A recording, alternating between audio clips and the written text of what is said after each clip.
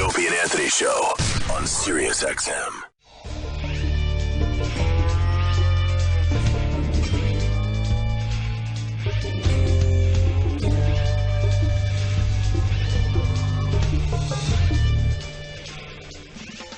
Hey, let's bring in Aaron Paul. Yeah, where are we going to put him? We got to get him in the chair of honor. The chair of honor. Ah, there he is. Wow, I I know this guy. Wow, it's like, hey, I know this guy. Fuck, I know this guy. I know. We have the Jim. How you doing, Anthony? That's Opie, brother. How are you? Nice to meet you. And for the 80th time, I have to explain. Look, I don't normally look like this. I had a fight with my He doesn't care. I didn't even notice it. No, actually, I look like you in every episode. I know. You get the shit beat out of you constantly. They love beating you to a pulp, throwing me down. Yes, you're Jesse, of course, on Breaking Bad. Jesse Pinkman. And I didn't watch the show from the beginning when it was actually on, but somebody turned me on to the DVDs, and it was one of those where I popped the first one in and went, all right, that's it.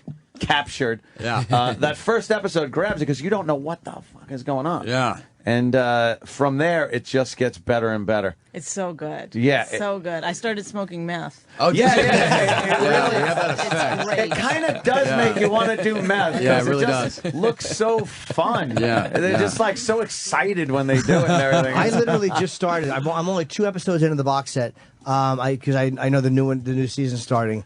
What happens after the acid bleeds through the ceiling? I'm kidding. That's where I am. I have The melted body falls through. Yeah, That's where I am right a now. great Yeah. one. I've only seen the first 2. That is a good one, and you screwing things up like that really makes the show, because obviously you got Bryan, who's very technical and knows his shit. And you're just like, yeah, well, you get a plastic tub when I can use the metal bathtub. And ooh, I can bad, do You this. learn stuff on that bad show. idea. Like, you don't really do. Yeah. Have you been watching it and thinking like, I think I could make meth? Yes. I'm going to have to be devil's advocate. I don't get it. No. I don't understand the No, story. we watched the first 2 seasons, Yeah. and it's. I mean, this has nothing to do with you, but it's taken forever to get the 3rd season on DVD on Amazon. Is it out? Yeah, it actually it just came out. It just came out. Yeah. He's having a problem with his iTunes download. Could you call somebody? Can you go to his house and Hey, work on it? listen, I'm married, my wife and I are comics, and we don't like talking to each other, so we got to watch this Okay. kind of stuff. You know what I mean? 2 fucking seasons. You know how much conversation we. Rich, what is the show about for the people out there that don't know? It's about.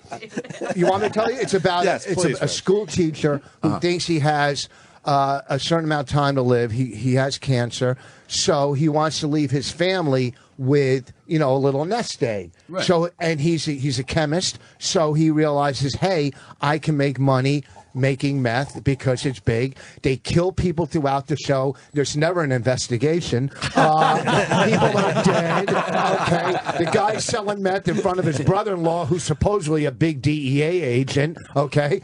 But it's fucking good, all right? But that's it's not just like it. it's It's not those- like the killings of Son of Anarchy, where they kill you right in front of a cop and they don't investigate. There's drugs behind You know what it. it is, but I see it as they're like drug skulls. They're scum. Like a lot of times, you don't really want to investigate. Have you too ever much been into in that an shit. interview where you didn't speak at all? No, actually, this is fantastic. I love watching you guys talk. It really is. No, I'd much rather be in this situation. We're just looking at Aaron going, right? Yeah. And I just said, yes, Right. you're absolutely right. No, I do want to ask you a couple of things. I gather you were not supposed to be in the full show. No, You were just supposed to do. Jesse was supposed to die at the end of the Die first off. season. Now, Yeah. now, what changed that? I guess you did a good job. Thank God they decided to keep him around. They just Vince, our creator, kind of just loved the tug of war, odd couple, like beating head element of Walt and Jesse's characters. So Yeah, I couldn't imagine like what they would have done if you weren't in it, because it would have been kind of one-sided. It does give that kind of 2 guys that are complete opposite ends of the spectrum. yeah. I mean, it's this type of show is like you never know if you're going to die or not. There's a lot of our main cast. They just meet their demise and when I first started watching it. And I was trying to stay away from spoilers. I don't know any people will spoilers. just be. No, I'm not going to say any. But people are like, there are these holy shit moments where you literally sit there and just go, holy shit, no way. No fucking way that just happened. Right. Or that person got killed or whatever. But So wait, when you got hired, you knew you were supposed to die at the end of the first season? I had no idea. You didn't. Yeah, I mean, I've done so many pilots, and none of them ever, see the light of day. And this is the first one that I did that actually got picked up. And I just thought I got a series regular gig, but they told me towards the end of the season they were going to plan to kill off the character, and then they decided. Hey, we got some bad news for you. Yeah, exactly. You're going to die. Don't tell him. Oh, you Yeah, no spoilers. It's depressing. When he came in, his publicist was outside, and she's looking. I'm going, oh, she recognizes me, and it was stupid fucking Tom Papa. Of course you recognize Tom. I work with her too. Tom's a big star. Tom has a show on it. NBC. Yeah. You were on between fucking whisk commercials in 1997. You depress me because you look like what I would want to look like. It's true. I was thinking that. He's me. Oh, shit. He's me if I was really handsome and thin. And in shape, I'm in shape, He's yeah. the perfect Norton. You're what I could have been. No, you couldn't. No, you Well, couldn't. a little booze during pregnancy might have hurt him. No, and he can act. He knows what to do with his hands. Not like Jimmy. Jimmy doesn't know what to do with his His hands. eyes don't pop out after every scene. I do.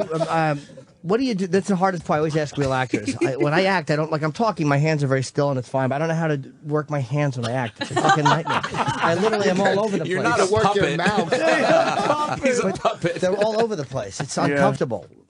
Maybe hold something. That's a good idea. But every scene I'm holding things. Where are you going to put a black cock on every set? Your mouth.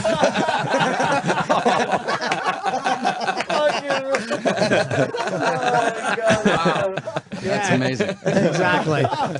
Wow. No, Bryan Cranston's your co-star. Everybody knows him from Malcolm in the Middle. Right. And he played like a pretty goofy guy in that. And you could see pieces of that come through in Breaking Bad. Is he more like that on the set? Bryan Cranston is a child trapped in a man's body. Yeah, that's Truly. what it comes across as. Yeah, he's incredible. His girlfriend's a child trapped in his house. Oh, right, Rich. Who, me? Oh, Yeah, Anthony. me. Okay. Oh, wow. That's very funny. He pointed at Anthony. Ass, right. I don't go for 50-year-old women. Sorry. Okay. Whoa. Oh, wow. Oh, hey. Look at me. No, you're not 50. Oh, How old are Bonnie. you? I look beaten down because I've been with him. I wasn't even implying it. Don't insult Bonnie. How old is Bonnie? Bonnie. Come back. You made her uncomfortable. You better not Bonnie- walk out. This is It's just something. another excuse for me to use meth. That's all. Exactly. Bonnie's in her late 30s. Yeah. That's absolutely where I put you. In her late 30s? Yeah. Oh, yeah. Oh, mid. No, she looks good. I'm telling you. Trouble. A lady never tells You know, I just What tried happened to the fucking- interview? I don't know. Bonnie Bonnie jumped on me. We all have this weird stuff going on. We have this weird dynamic. We're happy you're here. I'm attracted to a married woman in the corner and it's giving her the creeps. I keep looking at her long toes and I want to touch them. It's awful. We haven't even interviewed fucking Hubble telescope eyes over here. We'll get to him at some point. Exactly. We'll get to Carl from Sling Blade in a second. I want to talk about her and how she and I can be on Land of the Lost with those slee stack feet. I'm very attracted. I'm kidding, of course. I like you a Fun lot. of her Sam. big feet. She's very sexy. Jesus. All right. So Bryan, he won an Emmy for this. Yeah. He's won the past 3 years in a row. It's amazing because his acting is. I guess I underestimated him because he was just in a sitcom for the most part and kind of playing the goofy dad part. Yeah. But man, he's good. He's really good. Yeah, he's great. He gets that whole thing going of the fear and confusion. And he played the cancer guy really well too. I was kind of a little skeptical at first watching it because I'm thinking like, oh God, I hate watching shows like this because I always think I have something. If I watch something where someone's sick in the show, but at least they didn't really dwell on it a lot. He was coughing up blood. I wasn't. I felt I was okay. You're in the clear. Yeah, I was pretty much in the clear. But I guess the first, and this isn't a spoiler because it happens. The first killing that takes place that he is responsible for, hands-on and eye-to-eye, is frightening. Yeah. Because you really do kind of get to know that person. And I think he did a fantastic job on that one. Yeah, it's terrifying. Yeah. How many girls now are all over you because you're on this fucking show? I mean, you got to be. He would have girls all over him even if he Well, wasn't. you're at your age, Right. of course. I'm talking about. I'm talking about young. Right. You know. Right. You know. I think I can speak on God, behalf of the no. youngsters. I'm talking about girls that you let stay over. You know what I mean? Right. No, I mean are you from L.A.? I am. All right, so How many so- questions are you going to ask the guy? You ask him two different. Let him answer one first, then ask the second I want one. to hear the girl thing too. Of course I do. Do you have girls all over you? You from L.A.? What airline do you fly? How many things are you going to ask him? Check your bag. Can you get me a copy of the DVD? I would like the Call third Amazon. season. So, yeah, you're from L.A. originally? No, Idaho originally, but Oh, I've been wow. in LA since I was 17. All right, and has the woman situation improved a lot since you've been on the show? It's a little different, but I don't know. You know, I'm in a very serious, kind of long relationship. term. Yeah. Well, you know when you got the gig? No. Oh, you got involved after. How long? How many seasons in did you meet the girl? 3. Oh, so you have Or time. 2, All right, yeah. you got it out of your system. 2, yeah. That's fucked the first. Got it out of his system. First 2 seasons, you go fucking crazy, Yeah, exactly. and then you meet somebody, And then who- settle down. Yeah, that's kind of nice. I wouldn't know. I've only been on a series that lasted 1 season, but I imagine if there was a second one, all right. You're working on it. Yeah, whatever. You're working on it. You can get, when you're on TV like that, you can get like clothing and Could you sneakers. talk into the top mic? and shit, like, you know what I mean? He's talking about he's talking about pilfering from the set. He's trying to get No, swag. he's talking getting swag. He loves to barter. Yeah, but the clothes loves that the deal. I wear on the show are they're all like triple XL, like Right. giant. Give them to Norton when you're done. Nothing. But Did that's you- just I got mean, Rich. I got greedy. It's all right. Did you have to hang out and watch some meth heads to figure out how to? Yeah, I did. Yeah. Yeah, because I was watching and going like, that kind of looks like what meth would look like. Yeah. I definitely surrounded myself with a lot of those characters. Yeah, And, yeah. I went to rehabs, and it was an interesting time. A real disturbing scene is when you're having sex with that hooker thing in the room, and I was Wendy, I was kind of like, what's he doing there? What's he doing? That's gotta be. What was wrong some with kind of Wendy? she's just a disaster. Meth head, She's fat? bad. No, but she's like got meth fucking. Yeah, like, she's our teeth crack and- whore of the Oh. show. Yeah. She's great, but she's definitely the crack. Who plays whore. her? This local actress in Albuquerque. Oh, okay. They completely ugly her up. Yeah. Oh, the is she girl that not? played She's your not. girl? She's not quite that bad. No. The girl that played your girlfriend was really attractive. Yeah, Kristen Ritter. Oh yeah, man, yeah. Yeah. She's, definitely No, hot. I'm not farting. I actually somebody. It's got to be Jimmy. No, actually, it's not. It wasn't. No. Someone Was it Rich? got nervous No, on it's the not couch of me. Zilches. It's one of the couches. Who farted? You? Because you stuck Who the got whole nervous? goddamn studio up during an interview. It was Sam. Oh, I'm in love. Sam. Oh, she's a good egg. Is it really you?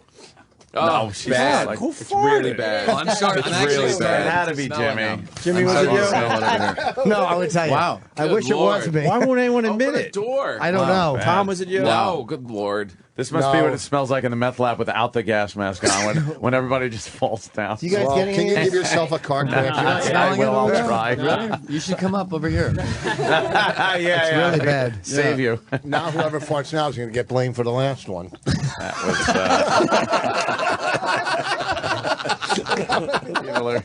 You people are terrible. That really does stink the whole place. Yeah, it up. was awful. I suck. Good Lord. One of our new people, I think. Is fucking Yeah, I a little know. nervous You on the just don't want to sofa. admit it, huh? I gotta apologize. Another for No, this is a really fun room. messing up this whole fucking. Yeah. Another press risk are you of having doing 20 today? people in the room. You have a bunch of radio shows. Yeah, or I'm TV? hanging out in this building and hopping around. to Like different you're jobs. doing a junket, a bunch Yeah. of okay. Any TV today? I don't know. I honestly have pop no you on. idea what I'm doing. I think we're having Brian on Monday. Yeah, he's coming in. Oh, yeah. Yeah. Fuck! I wish I would have had something get signed. It's really cool. Yeah, now see, you would have 2 signed things. I got to get that dirt. Now you got nothing. Damn, I got nothing. stupid. I saw the 3 episodes of the 4th season. Oh, what you think? So I'm psyched. Very good. I've only seen the first of the 4. Really, really good, man. Yeah, it starts off really. No one's going to be disappointed. Yeah. Yeah, it starts off well. The 3rd season ends like, oh my god, and then the 4th kicks right in. The 4th season is definitely our darkest one. Yeah. Yeah. for sure. And believe me, the first 3 were pretty dark. Yeah. How many episodes? No, there's 13 Oh, okay. in the 4th, and so yeah. How about the other ones? There's 7 in the 1st, and then 13 in the 2nd and 3rd. Isn't it weird how cable does things? It kind of gives you like a freedom that network never gave. They had to commit to 22 or whatever. So Yeah. if they didn't like it, they'd shit can it. But 7, it's like, Yeah, exactly. I it's went through the nice. first season pretty quickly. Yeah. I was like, 7, and then you Yeah, get a lot the of second people one, you're will like, wow. just sit through the first season in like one sitting. Yeah. And It's very And those easy people to are watch, called man. Very O&A fans. Great show, man. I love it. You working on anything else while you're off? or yeah, I mean, I things just like did animation series for Disney. It's a Tron Uprising, and so I've never done any sort of animation stuff. So that was fun to kind of get into Yeah, the that's room cool. and play the villain. And But, you also played Weird Al. yeah, Weird Al and a Funny or Die piece. I actually just did another Funny or Die called Corky Girl. It'll be coming out in the next week or so. But Yeah, I like that. That's just hilarious. Yeah. Hilarious. hilarious. That should be fucking fun- hilarious. Funny or Die is taking off, man. Man, I did something for a comedy website. I forget what it was called, but once again, I bet the wrong horse. It was what was Kind the of funny. What was the other? Yeah, exactly. Sometimes funny. Moderately.amusing.com. Just didn't. What was the one right before Funny or Die? There was a website that was a weird name. Oh, Cringe boy, humor? really. No. Do you remember? No. Nobody does. Nobody That's the knows. problem. That's You're, the problem. You're proving your point, It Jim. had a weird name for a comedy website. Oh, shit. Great. Thanks. But Funny or Die, that's serious shit. Now. Richboss.com. Yeah. Oh, Come on. That ain't gonna work. did he get me there? Ooh. Sorry. Call it a day on this one. He fucking zapped me. Did they give you a certain amount of episodes like that they're going to end the show? Is there an end date or just let's keep We're not this- really sure. Keep this thing going. Yeah, no. I know Vince, our showrunner, wants to end it on a good note. He doesn't want to stretch out the storylines too much, and so I think probably 5 or 6 seasons will be done. Yeah. Yeah. And the what's his name? The lawyer is a comic. Yeah, he's fucking hilarious, man. Odenkirk. Yeah. Oh, Bob Odenkirk? Yeah. Yeah. Oh yeah. He's great on that Yeah. show too. Yeah. We did a benefit with him. It was some Andy Kaufman thing. House of Blues. It was so bizarre. Fucking. Was it? No one has ever milked a situation like Bob Zamuda with Andy Kaufman. Yeah, it was like some 20th anniversary of his death, and they were having comedians, and Andy always said he'd come back Oh, after the 20 seance years. thing? Yeah. Yeah. It was fun to do the gig, though. Oh, they showed clips of his movies, with Jim Carrey's movies. We did 20. There was the show was me, Norton. I was hosting Norton, the guy. What's the name? Bob. But they had 2 hours before us of everybody telling Andy Kaufman stories. His mailman, everybody, and the room's depressed. And now our comedy show, and they brought us up in the fucking middle of this fucking memorial. So what you're saying is you have a great excuse why people didn't laugh. Oh no! I walk down, go Andy Kaufman. I go. I used to watch Taxi. I go. Well, no, he didn't.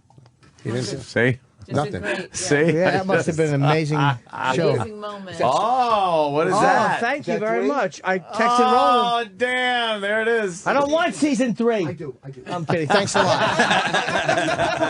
Listen, you're not even. I'll give you season 1 and 2. I have it at home. I'll give you 2. Well, yeah, well, really? So, are you going to bring Aaron to your house and have him sign it? Huh? Die in a fire. I'm getting him to sign this. Die in a fire. Thank you. Thank you, Roland. I said to Roland, I texted, do we have anything from Breaking Bad? 'Cause I'd like to get it signed. We have Well, one of the- sign the cover and just let me use the inside, and I'll give it back to you. That's all. Nah, I don't like the idea of that. I like to keep my things pristine. Listen, what's the big deal? Oh, Exactly. my God. Jimmy, I got your answer. What's that? E-Bombs World? No. Comedy site? No? All right, that's big. My right. video's Oh, going fuck, I viral thought I on had that. it. What's going viral? One of my television appearances. Right. What television On appearance? Lawrence, when the black lady was fucking with me, I fucking guy. smashed her. Rich does have a viral video. It's making Okay. rounds. What year is it from? Huh? He's Last beating down year a when I did heckler. Martin the Black First Please. Amendment. All some right, lady- let's talk to Aaron. Right. I know, right? Going Exactly. viral doesn't mean over Hold on. years. I like this. Yeah. He really is. What's that? I wanted to talk about a lot of shows. They have like these coincidental things that happen. It's like that the tie actor's in. studio with this Shut fucking up. asshole. He's the Let's just guest. have fucking fun, all No, right, with your dumb if it was questions. like the actor's He's got to studio, fucking do this all day. you wouldn't Let's be in here. You got these fucking people here. Okay, you all this But we're having attention. fun. He's the co-star. Let's I fucking know. move on. I want to talk about. I enjoy the show. Your idea of fun is talking about your awful Martin clip. Nobody knows about that. And some lady heckled me. Of course she did. She wanted her money's worth. It's gone viral over 3 years. Exactly. Hold on, Tom's back. Hold on, there's an echo. You're not getting season 3. I'm just going to start watching from season 3 and go, I don't know what's happening. No. Why do I have to be punished for what he did? Season 1. Season 2. I don't want season 2. I have season 3. All right. Thank All you right, very let much. Anthony. No, I wanted to get a lot of times coincidental stuff happens and you're watching a show and goes, that ain't gonna fucking like. What are the odds that that would happen and that would happen? There seems to be, and I'm not going out on a limb here, this underlying thread of almost this cosmic attachment between all the characters. Yeah. Like that they're I think Bryan kind of is linking all these people together in some strange way that Yeah. doesn't seem to just be, oh, let's throw this and people will believe it. It is almost some kind of spiritual thing going on with the show. Yeah, it feels like it all kind of makes sense in a strange, dark, weird way. Yeah, especially like that one scene with your chick there. That I won't. I'm no spoiler from Yeah, me. I don't- Ain't getting it from me. Is it in motherfucker. season 3? Because I'll She's- see it tonight. And she is very hot. She actually made me look her up on IMDb. Oh, yeah. To see what she was in. So did anything Dakota else. Fanning. She's like, hey, you can't use her anymore. She's of age. You got to go with her younger sister now for the joke. All right, are you done with your right. questions? Can Whatever. we move the fuck I know. on? Yes, Why do you want to all ask right. questions during an You interview? know, it's like the fucking Glenn Close Go. interview. Enough of your stock interviews. Hey, what's wrong with All our right, Glenn Close interview? We did a terrific job that day. Yeah, you're right. Fuck this I don't interview. know. I think- Ask Rich questions about Rich. Yeah, that's interesting. Nothing to do Wow. with me, okay? How did he get such a pretty wife? That's what I'd ask first. Jeez. Because his nose didn't How look long like a have you- fucking She's racetrack. 50. Look, I hit the pool. Yeah, you And hit you the think pool. Bonnie's 50. Terrible. Exactly. I didn't say that at all. She implied. We haven't I got said- past that yet. Right. I'm still crying about it. Oh. Yeah. Oh, come on. All right, Aaron. I think Anthony's Aaron interview has is a very question. good. Yeah, I know. I'm just. I love the show, and I'm Prove it. really glad you came in. I did prove it. I know everything that's going on the show. Breaking Bad. When's the premiere? Sunday, July 17th. Yes. 10 p.m.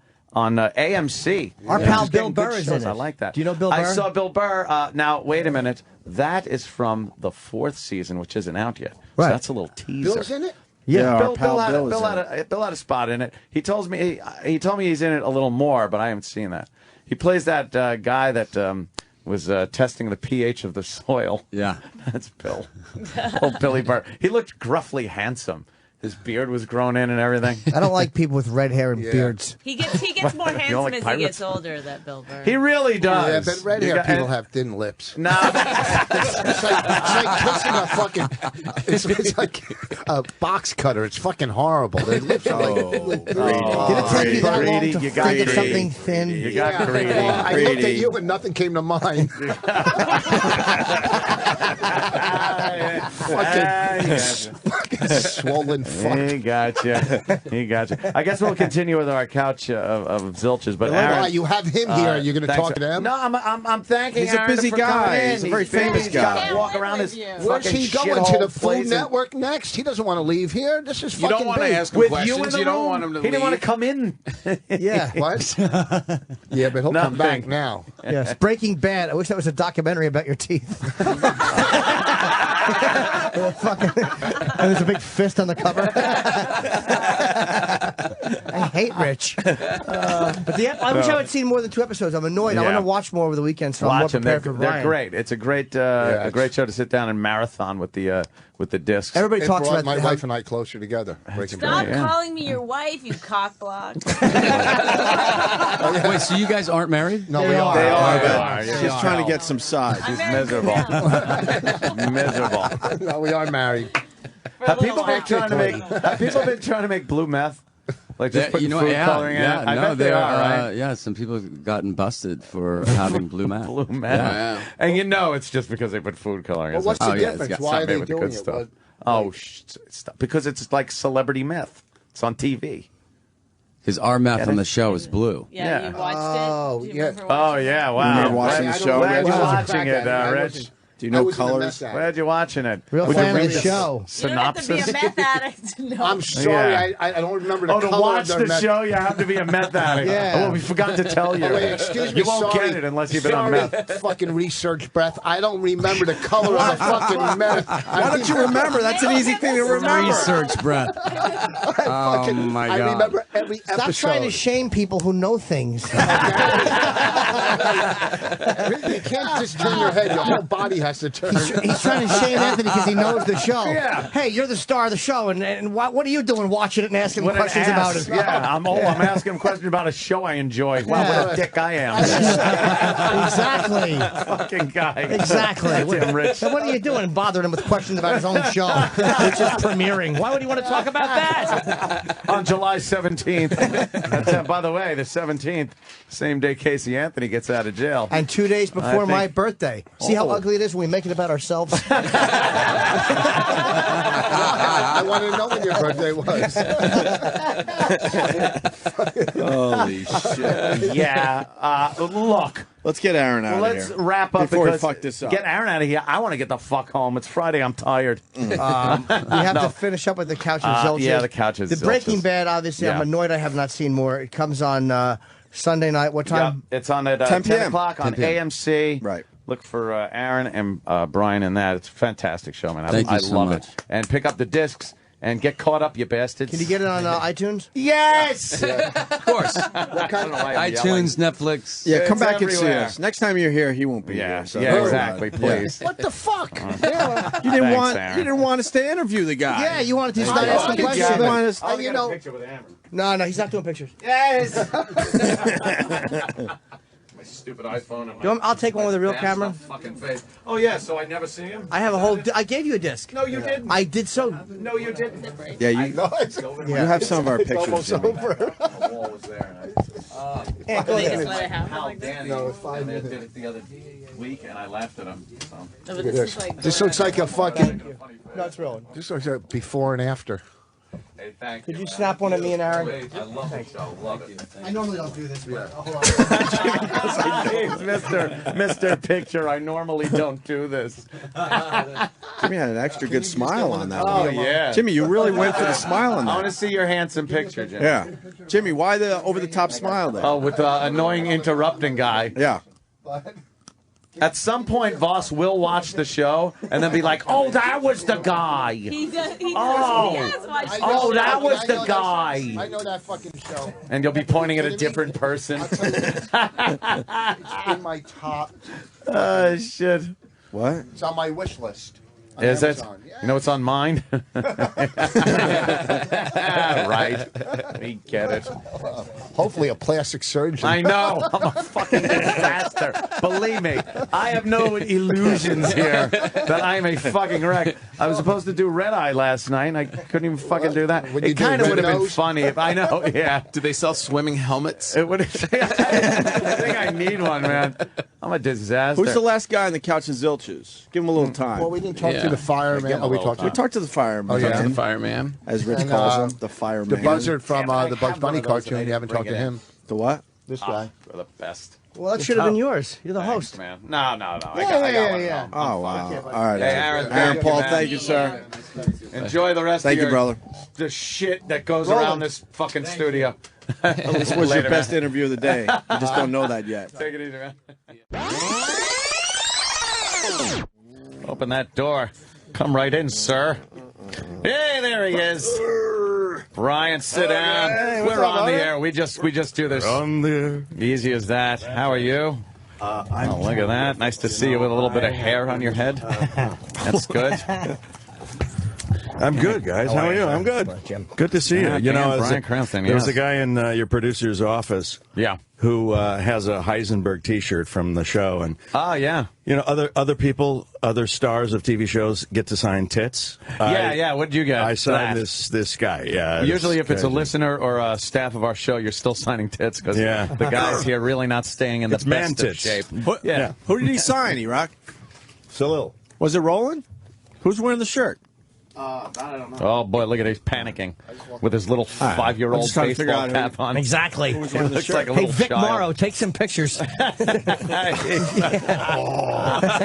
type of show, bro. That's the Blackboard Jungle hat. Yeah, that's a good one. Brian, wow, I can't say enough about Breaking Bad. My girlfriend, she watched it as it was playing, as it was on each season, and kept telling me how good it was. I went out, got all of the seasons. And by the first show, I don't know who figured this out, but the first show is so weird, the opening scene even, that it's like, all right, now, thank you, I'm hooked on this, and couldn't stop watching it. It's designed that way. I mean, the very first page of the pilot episode that you're talking about says, you know, a pair of trousers are falling down from the blue sky, white clouds, red dirt. Hits the ground, an out-of-control RV rolls over them. Inside, a man only wearing tighty-whitey underwear and a respirator drives frantically. Next to him and I'm going, what? Next to him is another man with a respirator. Behind him, 2 dead men sliding up and back in a sea of chemicals and glass. And that was page 1. And it was like, what? That's what gets you, because you cannot turn that off and go, I don't care. I don't care what happens. Let's see what's on reruns. Yeah, it was. It just grabs you, and then the whole show just has this. Everything's kind of tied together, which is weird. And I really didn't kind of get a grasp on that until I guess maybe the second season. That there's this cosmic thing going on where I guess you're the center of it. And was that put out in the first season, or they kind of think of that later? What Breaking Bad is attempting to do is to do something that has never been done in the history of television. And that is to start out the series with a guy in one kind of person. He's, in my case, I was a milquetoast high school chemistry teacher who is a good guy, loves his wife, has a couple kids, one special needs child, and is just trying to make ends meet, just trying to get through life. And over the course of the series, that completely changes because of circumstances that comes up, i.e. terminal lung cancer. You got 2 years to live. What are you going to do? So he changes his entire life, becomes a drug dealer.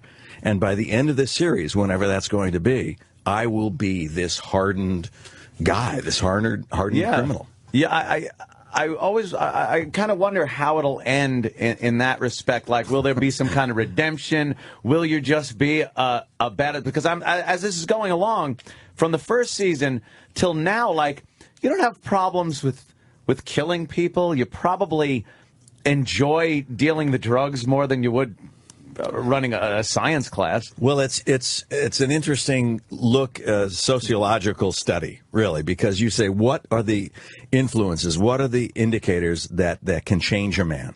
What confluence of occurrences has to happen in order for, as our lead writer says, he wants to change the guy from Mr. Chips to Scarface. How do you do that? Yeah. You know, what are the circumstances? Right. Yeah, because it's not that you're doing everything at this point, because I'm caught up and I even managed to catch a couple of the season 4. Yeah, it's one of the perks. One of the perks. And I got to tell you, amazing. Just amazing. Yeah. Because the way season 3 ended, and then stepping into season 4 like that, it was perfect. Cool. But you start wondering, like, okay, this character did this for his family to start with. Yeah. But now you're enjoying this. There's a part of you that doesn't want other people. It's like, hey, you know, this is my dope. This is my stuff. Yeah. And you're proud of it. He takes a proprietary relationship to his dope. Yeah, and it's not just taking, which was paramount at the beginning, was taking care of your family. Right. Making sure they're okay when you're gone. Nothing else other than that.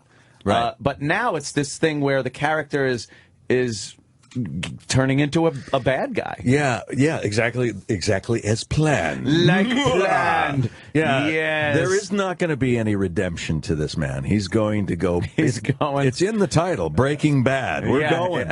Yeah. It's going all the way there. And the trick is, in that first episode in the first season, you plant the hook in the audience that they at least relate to this guy. They either know him, like, I know a guy like that, he's just trying to make ends meet, or that's me, I can relate to him, and then you hook them. And then as you start to allow the changes to happen to this character, it's challenging for the audience to follow him along.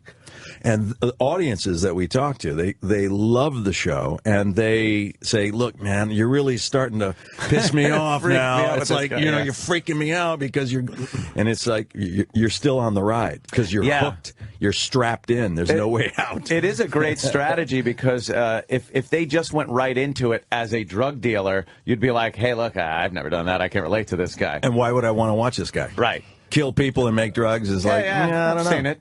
Seen it before. Yeah. But this guy, regular Joe, he's married, he's working, and then gets cancer. And that's it. And our show asks that question that everybody's played over dinner at some point. What would you do if you had 2 years to live? Yeah. And what lengths would you go to make $1 million? Mm-hmm.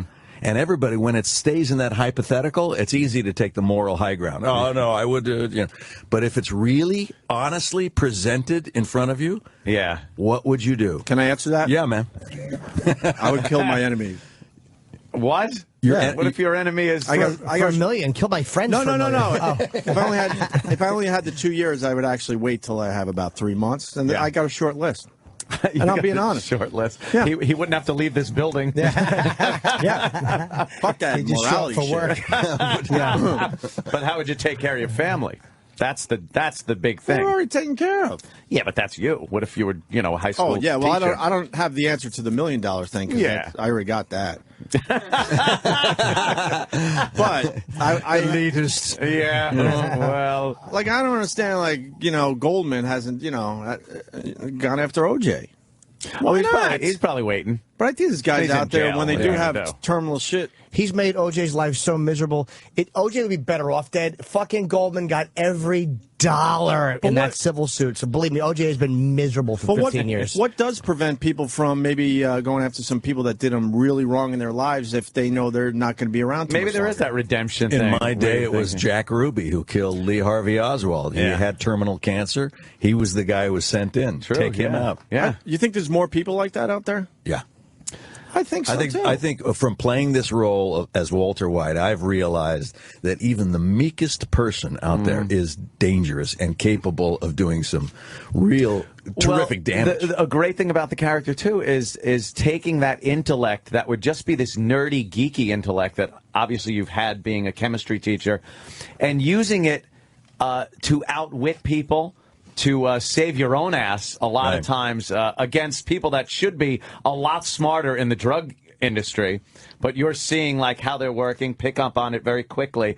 How you got out of getting killed by the washing machine thing when they were going to take you downstairs. Oh, yeah. Is genius. It's genius. It's just blurt it out, and the guy goes I don't want to spoil anything for people, but it's oh my God, now they can kill him. But it's fantastic. My concern is, though, what if kids are affected by this negative? You ass.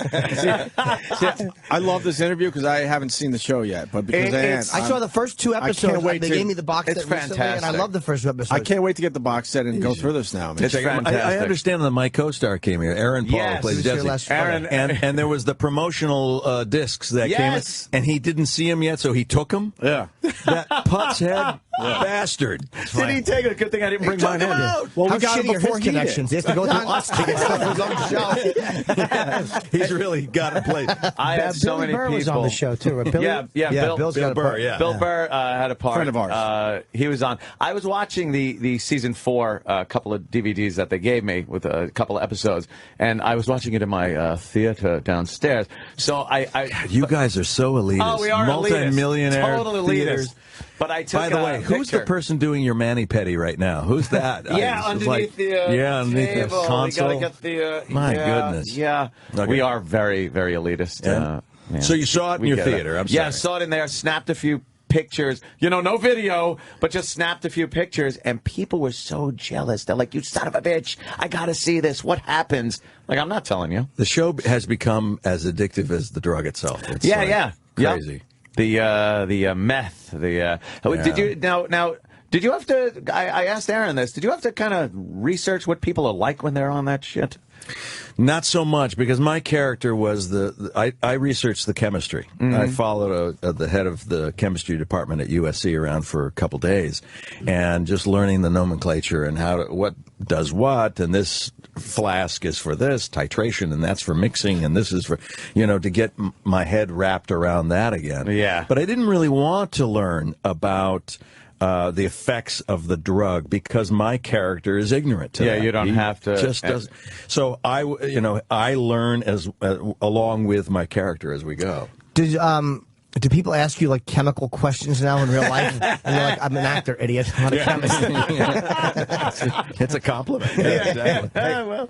And you have won some Emmys there. That's I have. That's not how many have you won? Right? 3. That's great. You brought it up to Aaron Paul, didn't you? And I realized that he indeed also has won an Emmy. He won an Emmy. But not as many as, He won an Emmy. And all I said to him was like, so Bryan won like 3 Emmys for that. It's amazing. that was like, thanks. You didn't acknowledge his Emmy, but you acknowledged Bryan. Make fun of Aaron. He's got plenty of time to act and stuff. You've been in quite a few things. That's also nice to say to I'm Bryan, on my deathbed.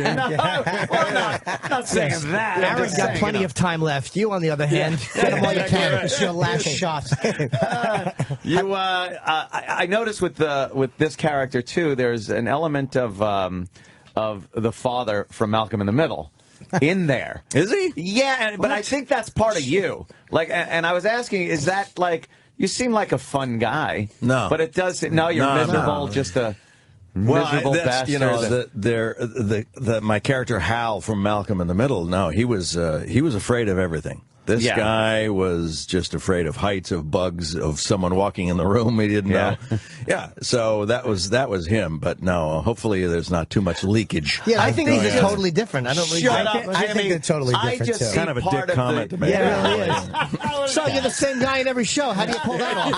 I think it's amazing the difference between them. You're funny and Malcolm is hilarious, and this is just so dramatic. It's unbelievable. Comic element. Trying to save his ass. There's a comic element there. And the physical. That you could tell. Yes. I'm going to turn my attention to this right now. Thank you very much. Kelly, I can see the differences. Yeah. Gravity is making you turn. Fat bastard. Really? Turn on me? I had to. Yeah, you had to. Anything. You had to. Grabbing the blade of a sword. Hilarious. That was a hilarious show. I mean, really funny and edgy show. And now to do this is fucking crazy. That's like an actor's dream, to have a hit comedy and then have a hit drama. Is there a question somewhere? And the critics love it, man. No, it was a statement, stupid. A nice long, just wait for the drawn-out statement. Wait for the period at the end, dummy. We're waiting. And of course, Dr. Tim Watley being part of an institution comedy like Seinfeld is great. That's crazy. That's got to be one you're recognized for a lot. I am still recognized because it plays so much. Yeah, a lot of the new generation, they don't even realize that it hasn't been shot in 10 years. Yeah, and it's an iconic show. Probably my most favorite comedy of all time. Yeah, I think a lot of people would say that. Yeah. That is a good one. And one of the best. I think one of the best episodes is when you convert to Judaism and will not stop at the Jewish joke. Right, and Jerry goes to my former priest and he complains about it. And he says, "And this offends you as a Jewish person?" No, it offends me as a comedian. It's brilliant. Yeah. Brilliant writing. Hilarious. That's where it all stems from. Yeah. And no matter what it is, it's like this show. It's about the writing. Always. All the time that is spent. In our show. Oh yeah. I haven't written a thing in 17 years. We're up. When you guys take the time to write that material, it's gold. It's gold, Jerry. Can I ask something? I'm a little out of this one, but that's fine. Yes, sir. Are you really doing Total Recall, the reboot? Yeah. That's fucking cool. Yeah, we're in the middle of shooting it now. I go back up to Toronto in about another Who are you playing? couple weeks.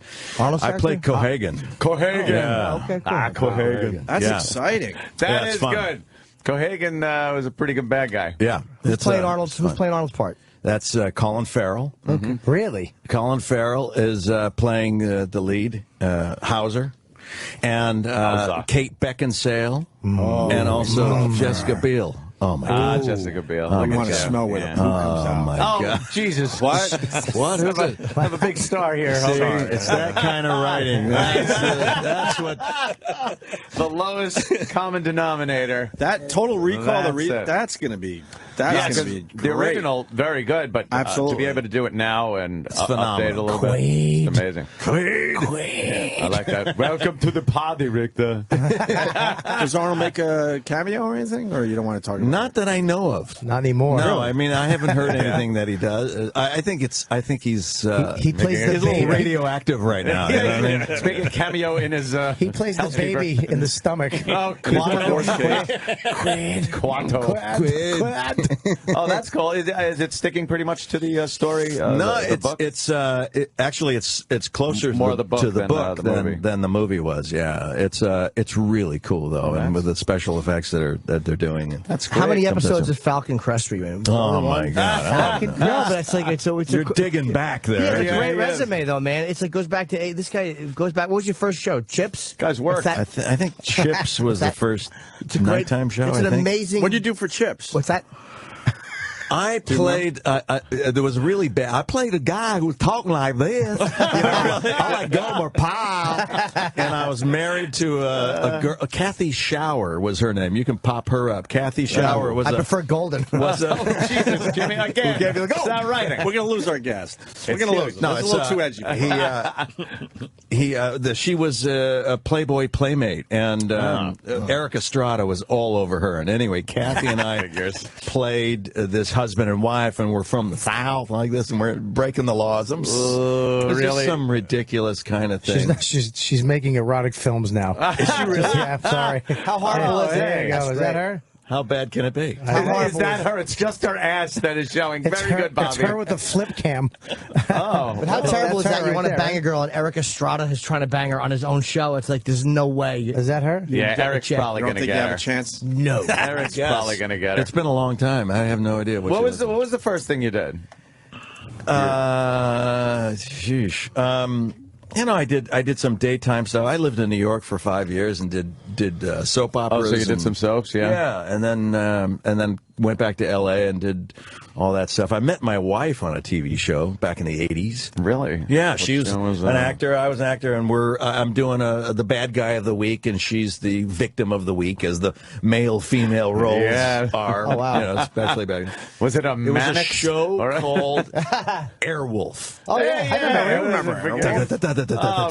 It's about the helicopter, Ernest right? Borgnine, Ernest Borgnine. and Jan Michael Vincent. There you go. Jan Michael at his prime. Yeah. Well, just after his prime, but He close. was that poor guy. But he was talking about Ernest Borgnine. It's in his prime.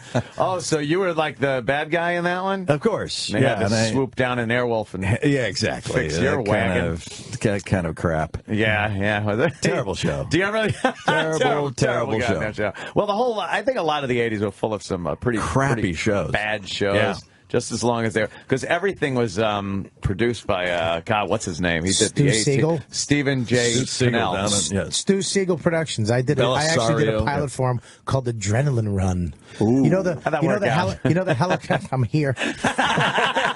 You know the helicopters footage the news gets in L.A. because they always chase the cars. Yeah. They would take the real footage and build a story around that. Oh my God. And we were the Adrenaline I Runners. can make a whole feature out of this stock footage. And shoot it in 2 days. Frank Lupo, the creator of the A-Team and Hunter, actually came up with the show. Wait, the Adrenaline Runners. What would you guys do? We would get in the car and chase them because we were on adrenaline. Let's go! Oh, it's like fucking. It's like Twister, and but with cars. We'd chase them, and then they cut in the real footage. They'd have have to duplicate. We shut down the highway. We had to do a chase. I had to slide over a hood. But this is the thing: is the you lead leave a nice crease in it? Yes, the lead. No, it was a movie about the Klan.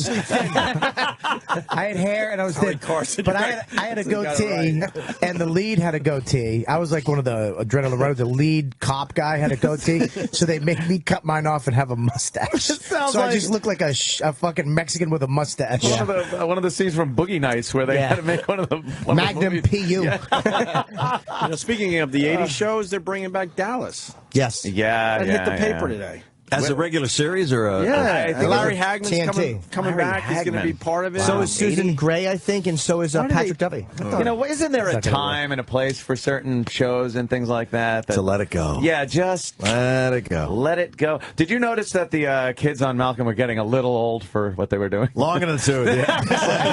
It's like, hi, Dad. Wait a minute, what the fuck is this? It would be fun, though. We'd love to come back years later, all the kids are grown, and see what happens. You know, what has happened to that family. Right. Yeah, It'd be fun to do like a movie, just The dad's a on one-off. Yeah, just a one movie. I think that would be great. Yeah. Yeah, it would be fun to do. Hey, getting back to Breaking Bad, Charlie Dog, I hope this doesn't give anything away. He says, love the show. Please ask Brian how he got the pizza on the roof. Does that make sense? Yeah. And how many takes did it take? That was hilarious. Okay, this is the truth. It's a huge pizza. So huge, it was so heavy, and a real pizza. This box was the largest pizza box I've ever seen.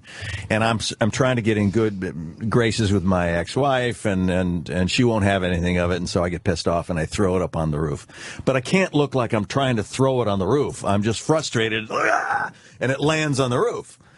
And so I'm kind of feeling the heft of it and the distance, and I tell the director, I said, I need to be about here, about 6 feet away or so, in order to justify getting it up there. So they have monofilament ready. They have all kinds of tricks they're ready to do. What's monofilament? It's a little thin wire. It's almost invisible that wire. you can connect to it and pull it to help it out. I have some on me. Yeah. No, I'm kidding. I'm wearing some as underwear right now, but Ow. That's got to hurt. Ouch. it hurts in a good way. So I said, I think I can do this. And so we did the scene, and then sure enough, I fling the pizza.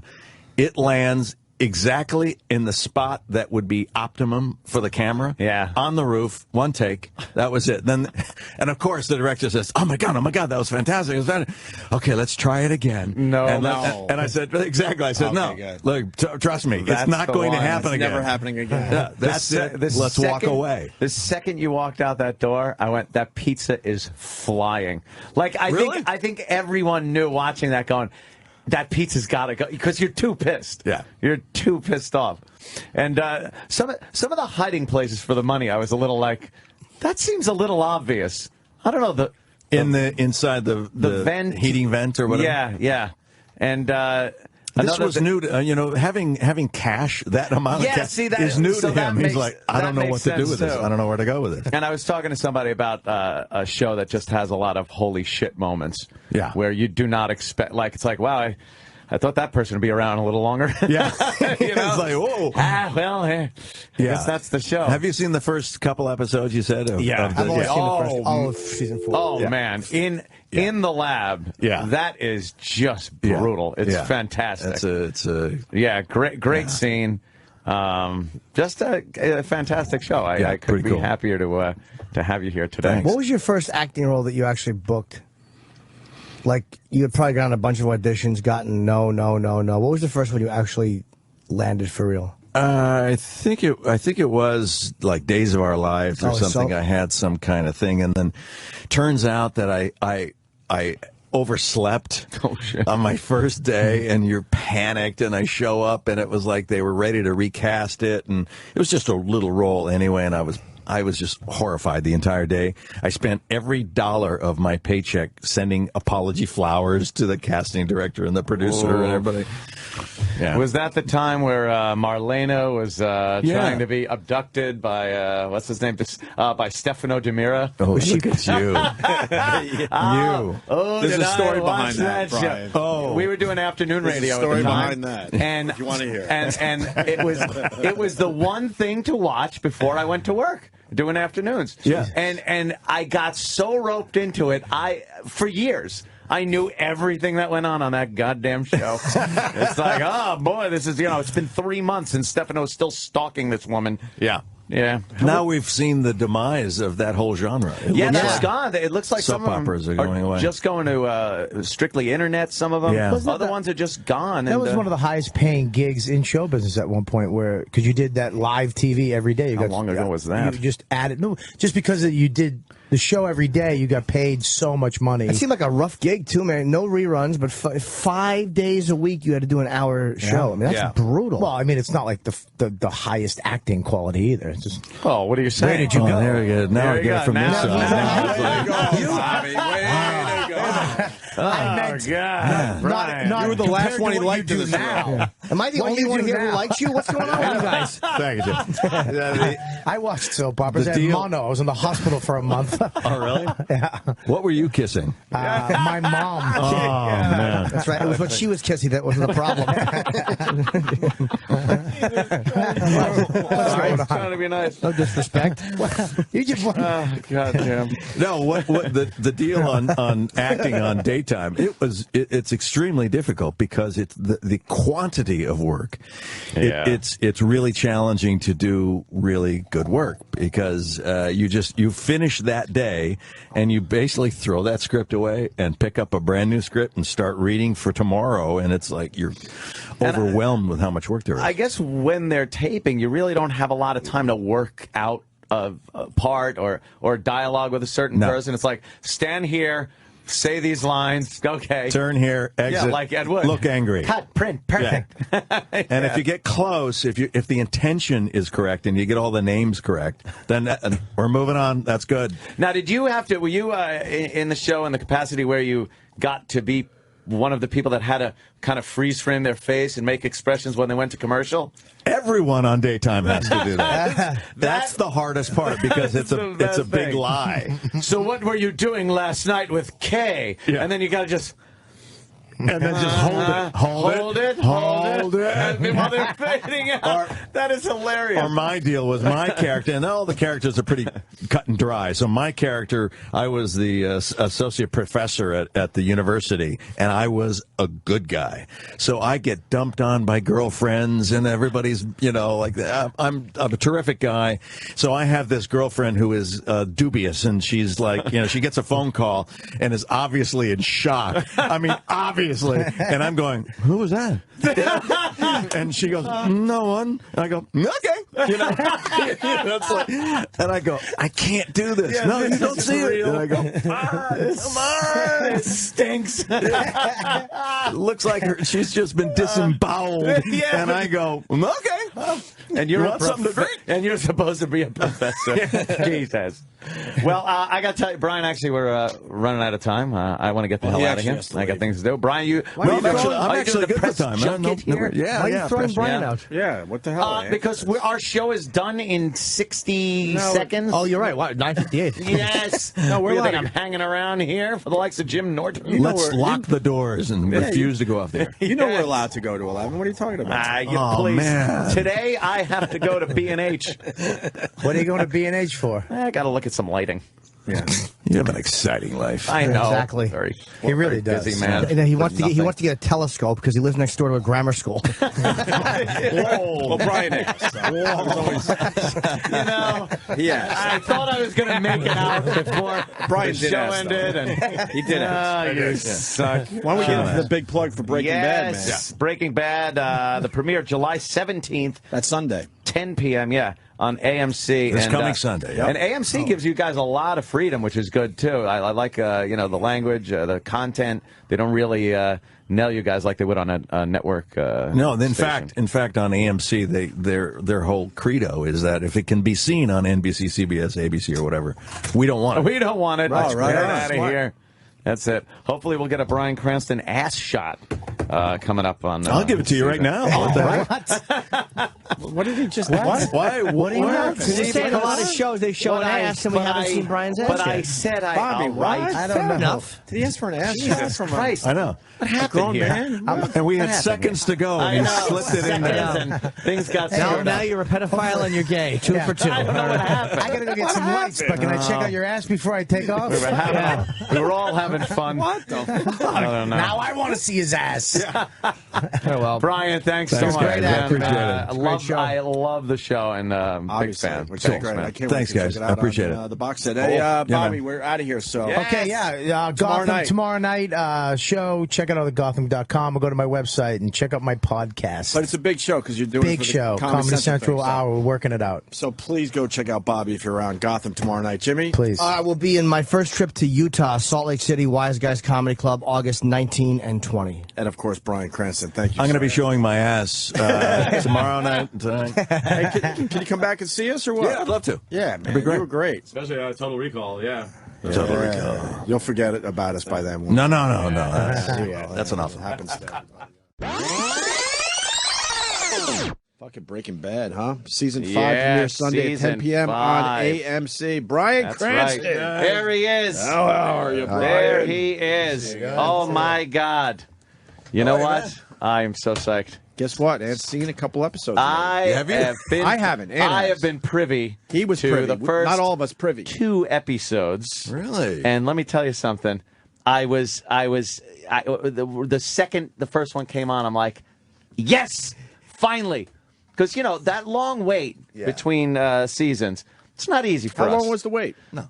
We don't know how this goes, But so how- we have to wait But how long was the wait in between seasons? A year. like a year. That's A doable. full calendar year. It's That's not. a It's not It's a terrible. year. That's doable. Some of these Crazy. What about The Sopranos and The Wire? They Exactly. got a little longer than a year. Sopranos will be 16 months, sometimes They 18 did get months. crazy. Brutal. Listen, I brought Yeah. a little something for you guys. So you don't. If you wait a year, Oh, man. you can still. I have a little. I would love a some little of teenth, your a little meth, teenth of our product, my some friend. of your product. My friend, that's for you. wonderful.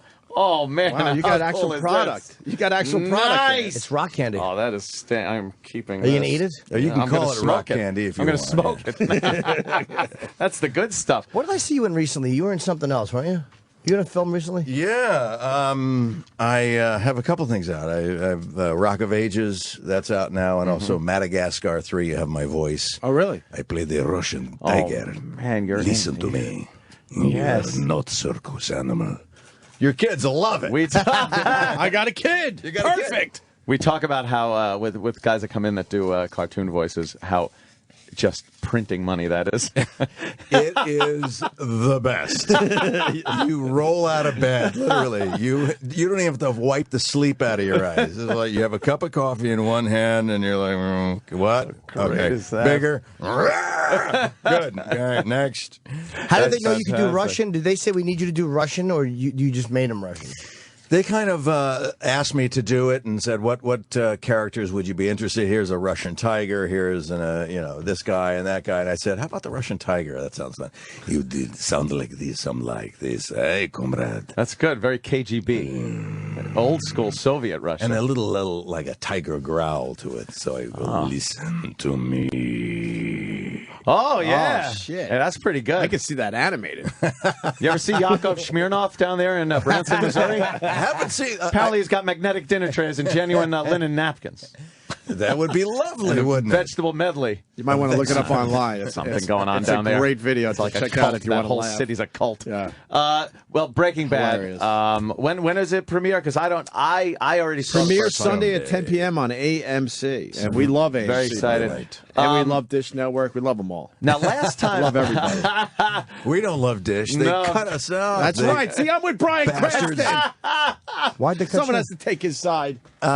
Without getting too far into it, and I really don't know. There is a huge settlement that came down a little while ago against Dish and for our parent company at AMC, and so it feels a little punitive that they're trying to punish AMC networks. They're just cutting them all off. They're not cutting them off. Yeah. Oh, wow. So Walking Dead, Mad Men, all that is all. Yeah, gone. no Isn't that bad for Dish? no one wants to see those shows, Jr. That's not true. They don't really want to see But those. they're sponsored. It's got to play the side of the sponsor. 'cause Yeah, what are they you might going to be a do? sponsor. I just do the library. And we're desperate, sir. Are you? Not really. Now, last time you were in, you were talking about Walt and how you were getting really, really over the deep end, and very, very bad. And I'm seeing this happen. Yeah. With the first 2 episodes I saw. No spoilers. Don't worry, people. You don't have to change the channel here. I'm not going to say anything. But you are taking this to a very extreme level, and it doesn't look like it's going to end well. I'll just say that. Well, it is called Breaking Bad. Yeah. Not Breaking Good. No, So, not Breaking Good. I mean, it is going dark. You know, from the beginning, we knew that it was going to go this way because our creator, Vince Gilligan, and the Lord Jesus Christ said that he wanted to take a guy who was a really nice guy, a good guy, and take him from Mr. Chips to Scarface. So we knew the trajectory. I just didn't know how deep and dark it would actually go for this guy. Yeah, just a complete disregard for anyone else but you and apparently your immediate family. But even your wife on the show is starting to look at you like this is a monster. Yeah. And she doesn't even know the half of it. I know, she doesn't. It gets really bad. She doesn't need to know. Who's going to tell her? You going to tell her? I'm not saying a word. You go about your business, Mr. Science Teacher. The thing that's so interesting about this is that I think, certainly men, but any human being is capable of getting this dark, given the right set of circumstances. I'm telling you, I think it's possible. What's happened to Walter White is that he's been seduced. Never before in his adult life has he had money, has he been able to intimidate any other man ever. Just a mild-mannered science teacher, yeah. He was invisible to everybody, even himself. And all of a sudden, through these set of circumstances, he finds himself. He finds his power, and he's preening now. He's a peacock, but it's better than feeling numb. You know, so if you told him you can have an extraordinary 2 years to live, or the absolute most boring 20 years to live, what would you do? And it's like, I'm not so sure. There's a lot of desperation and depression involved in that kind of desperate life. Yeah. The transformation has been done so well that it's believable. That's the amazing part. Over the course of all the seasons, you have gone from just the invisible science teacher to a drug kingpin for the most part. And the whole transformation has been very realistic because there wasn't any one moment that kind of made it happen. It's just all these things came together over time. I think that's what Breaking Bad does well, is that it uses the medium the way it should. It's like your show. You use the medium the way it look at us, see? You do. You use the medium the way it should. It's immediate, it's current, it's funny, it moves quickly. Yeah. Breaking Bad would not make a good movie because there are too many elements that would have been necessary to cut out in order to make it an hour and a half to 2 hours. And you'd look at it and say, how did this guy become this? He was it's too truncated. There's too many leaps. So serialized television, slowly played out, agonizingly played out sometimes. You wanted the best way. You definitely saw the direction you wanted to go in, but it took these things, these hurdles you had to go over and awful things you had to do to learn how to be that evil. It's an amazing transformation. Yeah, it's very cool. Really a sociological experiment to me. Can I don't want to give any spoilers or anything. I got to ask you, at the beginning, very beginning of the first episode of season 5, we do see a different look on you. A different look when you're near the trunk. Yes, you do. Was that a flash? You're being so good, by the way. I'm trying. Was that a flash forward? It is a flash forward. Okay. You're looking at a flash forward. So we'll get a little resolution of that? Well, no, you know what's funny is that the teaser of the first episode this Sunday on AMC at 10 o'clock, East Coast and West Coast, 9 o'clock in the middle, is revealing in so many ways. Yes. And yet not. And you don't get anything. You don't get it. It's like, what? And then you realize, what did I just see? That's what I was doing. Yeah. I was literally craning my neck, looking up, going, what's in there? What is, like thinking I'd see something different if I looked the other way. Yeah. It's been such a compelling show. The suspense is great. The second episode of this season was edge of your seat.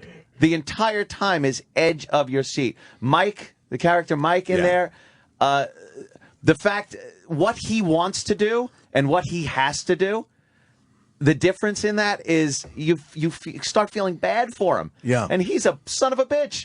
It's amazing how this show toys with your sympathies. Yes. Where you have these people doing awful things, and yet you're sympathizing and almost rooting for them. Come on, make that crystal meth. Yeah, come on. Bring back the old team. Let's get the band back together, kind of a feel to it.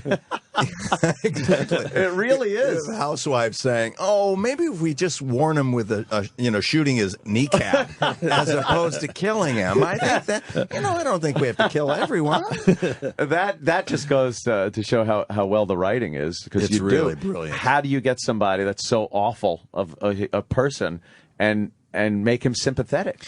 What was so interesting about Vince Gilligan's jump into this is that historically television has always been about staying the same. Mm-hmm. Every single character that you know and love in the past, you could turn on the television. There he is. There's my guy. My pal. He's always the same. I can depend on him. And this show has always been about change. How can we change? And just when he comes to a certain point, change him again. Yeah. Get him darker, get him moving. And then what about my wife, who is, she's a loving, caring oh, wait a minute. Maybe she's changing too. She's got a little in her, yeah. Everybody's changing. Yeah, she's got a little bit of evil in her too. But I think it's almost like she didn't realize how bad this was going to get and how far you drag your family into all this. And what is initially, I guess the motivation was dying of cancer, have to take care of the family. So it was a noble effort. Right. When you started. But how did it get so evil? What is it in the character? Is it the fact that the character just didn't want to be bored for the rest of his life? Well, if it's been a hypothetical that we've all played. If you had a year to live, how would you live your life? And this poor bastard's thinking, I'm just going to wither away, and my wife's going to empty my bedpan and we'll blow through whatever little savings we have, and that's the legacy I'm leaving. No man wants to. You want to have some control. So for the first time in his life, he makes a bold move and says, by God, I'm going to do this thing because I know how. The one thing I don't know is what to do with it. I don't know how to sell it. So that's why he needs Aaron Paul's character, right, Jesse, in order to come in to distribute the thing. Simple plan, make a bunch of money, give it to my family, die. There it is. It doesn't. But he realizes once you sell your morality for cash, you're lost. There's no line. You try that to you can become stop someone at. you're not. You're lost. So you paint like a real picture of this guy. Like as an actor, how much of that do you do beforehand? Or how much of it do you do just from the script? Or do you actually, will you go home and think like, who is this person? Or what? How do you see it when you play somebody like that? Not anymore. When you first start to put a character together, you ask that question a lot. Where is he from? In fact, most actors, including myself, will do what's called a backstory. You'll write your own backstory. His education, where he was raised, teachers, things like that. That just helps fill in the blanks for you. And some of it may come to fruition. Some of it may never be known except to you. But you start doing that so you have more anchor points. The more that an actor knows about a character, it gets inside of him or her, and you feel more comfortable in how you portray it. After a certain point, I don't have to think about it anymore. Right. I just live it. I slip into his wallabies, put on the glasses and the chinos, and I go, there you are. Well, how much different of a guy is he from you? I mean, not the behavior, but I mean, as a guy. He's killed more people than I have. No, but I mean, like, I've killed people. I don't want to paint the wrong picture. I don't mean his actions. I mean, like, as a person, like, you know, because this is a regular person pushed into extraordinary circumstances. So that's kind of what you base it on, as being a real person. He's not anything like me. No, no. I mean, he's very, very smart. So there's the big comparison there. He's been put in a position where he has not expressed himself as a man, as an adult. He's never taken chances. My whole career is being an actor and being in the arts. You're taking chances constantly, and you have to get comfortable with that. He's introverted, or at the start he was shy. He was milquetoast, and so I had to get into that mindset of what makes him be him. What makes a person, what makes a man cave in like that and become depressed? And I came up that he developed a fear of failure, and that he had missed opportunities in his life, and that led to his depression, and that led to this kind of invisible man, concept that I wanted to bring forward. And so when we were designing the face and the hair, I took all the color out of my hair when we first started. I had this little impotent mustache, a mustache that you can see through, and was light because we lightened it and thinned it out. And you'd never, if you want to make an impotent mustache, you guys, I know you'd want this. You would never have the hair turn down the corners of the mouth, because then it gets macho when you get down there. So I used to cut it here, I thin it out. I wanted a mustache for people to look at and go, What's the point? What are you trying to say? We've all seen those. It's like, wow. Yeah, we look at people and go, really? So you groomed that. It's like, what do you... An impotent mustache. That's so classic. I wanted him to disappear. So all his clothes were taupes and sand color and off-whites and thing. I wanted him to blend into the walls. I wanted him to feel invisible. And so on those first episodes when I'm in the classroom and trying to look at anybody who might be interested in chemistry and getting nothing, it helped me as a character realize I'm so depressed. How did I get here? I'm looking at it. Nobody cares that I'm even here. Yeah. Nobody knows I'm even here. If I walked out of this classroom, they wouldn't even know. They're going to continue texting and whatever. I've lost. And that was wanted a man who lost. That was like part of what made you do what you ended up doing on the show. Yeah. I guess if you were successful, or if the character was a successful teacher that was beloved by the students, even if you got the cancer and needed to get money for the family, it probably wouldn't have worked out the same way. It was just a combination of everything. It had everything to do all with the it. features, all those elements were there. came into play. Yeah.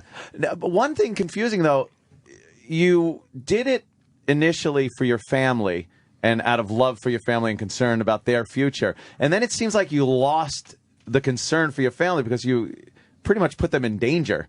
Now with what you're doing. What are you saying? How did that change? You got a problem with that? Not at all. I think it's great. All for one and all for me. Wait a minute.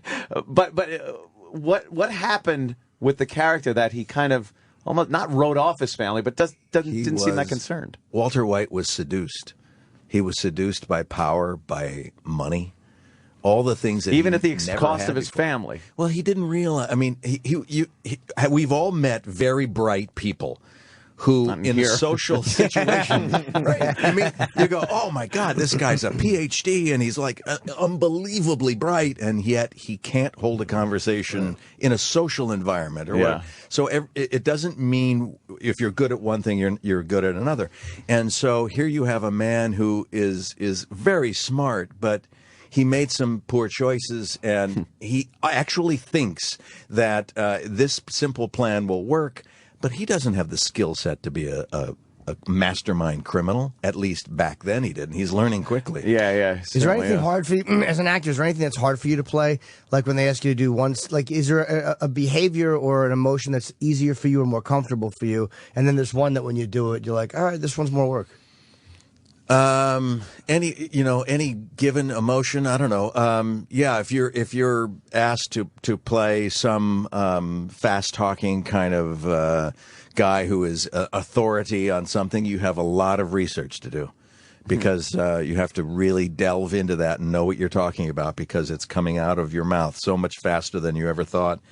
My guy on Drive, that movie Drive, was kind of that way, where he talked too much, he spoke too much.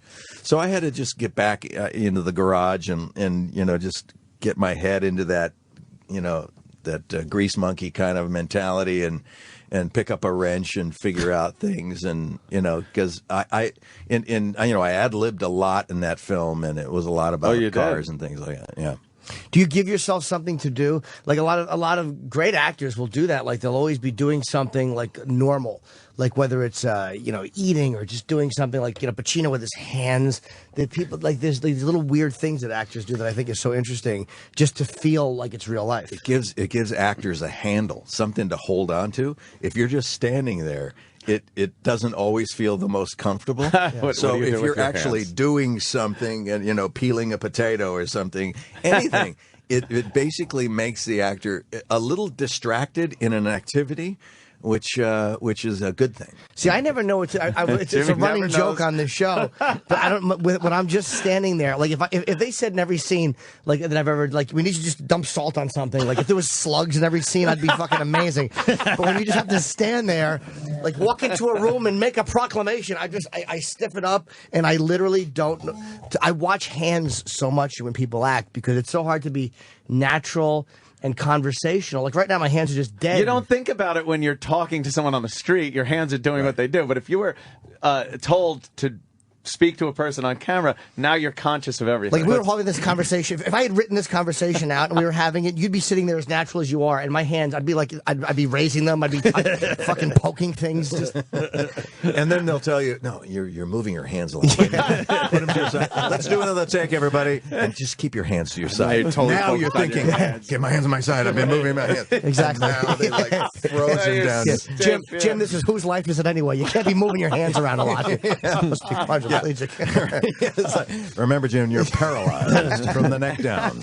So the movement thing is a little bit of a problem. I'm always interested in how guys do that. Maybe they just don't. Maybe you're just so good you don't think about it anymore. But I'm fascinated by how you can make that so fucking natural. It's so hard to do, man. It does look really hard. It's supposed to look hard, but it look easy, but it is actually very difficult to do. Are you comfortable around guns? You do a lot of gunplay in the show. Well, my character is not. Yes, he doesn't know from that world. So no, he's not too comfortable.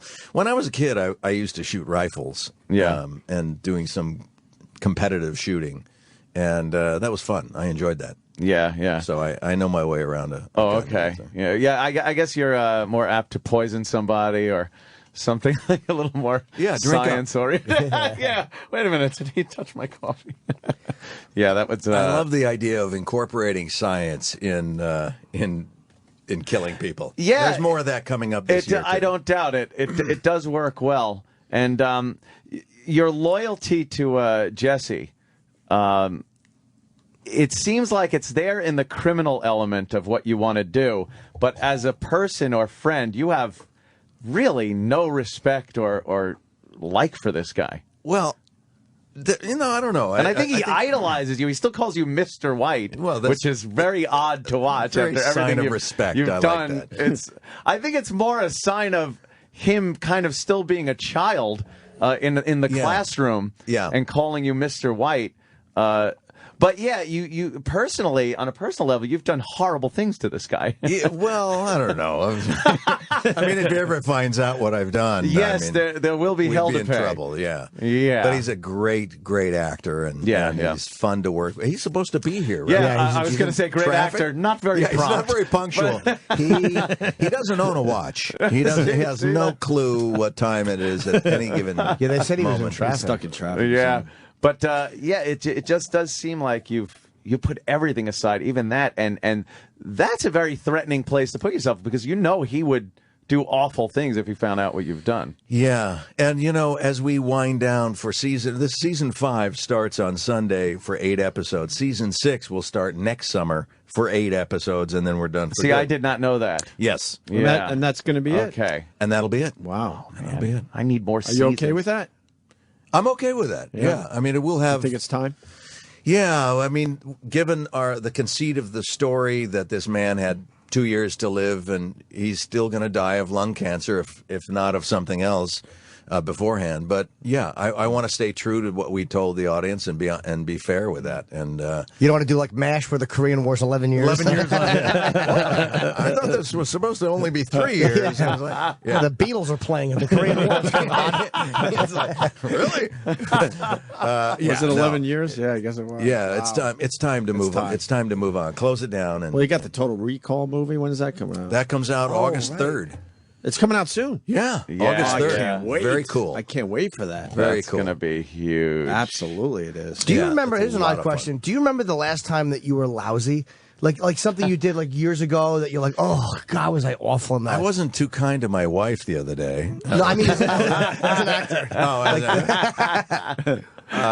Oh yeah. Oh sure. In fact, friends of mine have a humiliation night where they ask actors and performers to bring your worst shit over.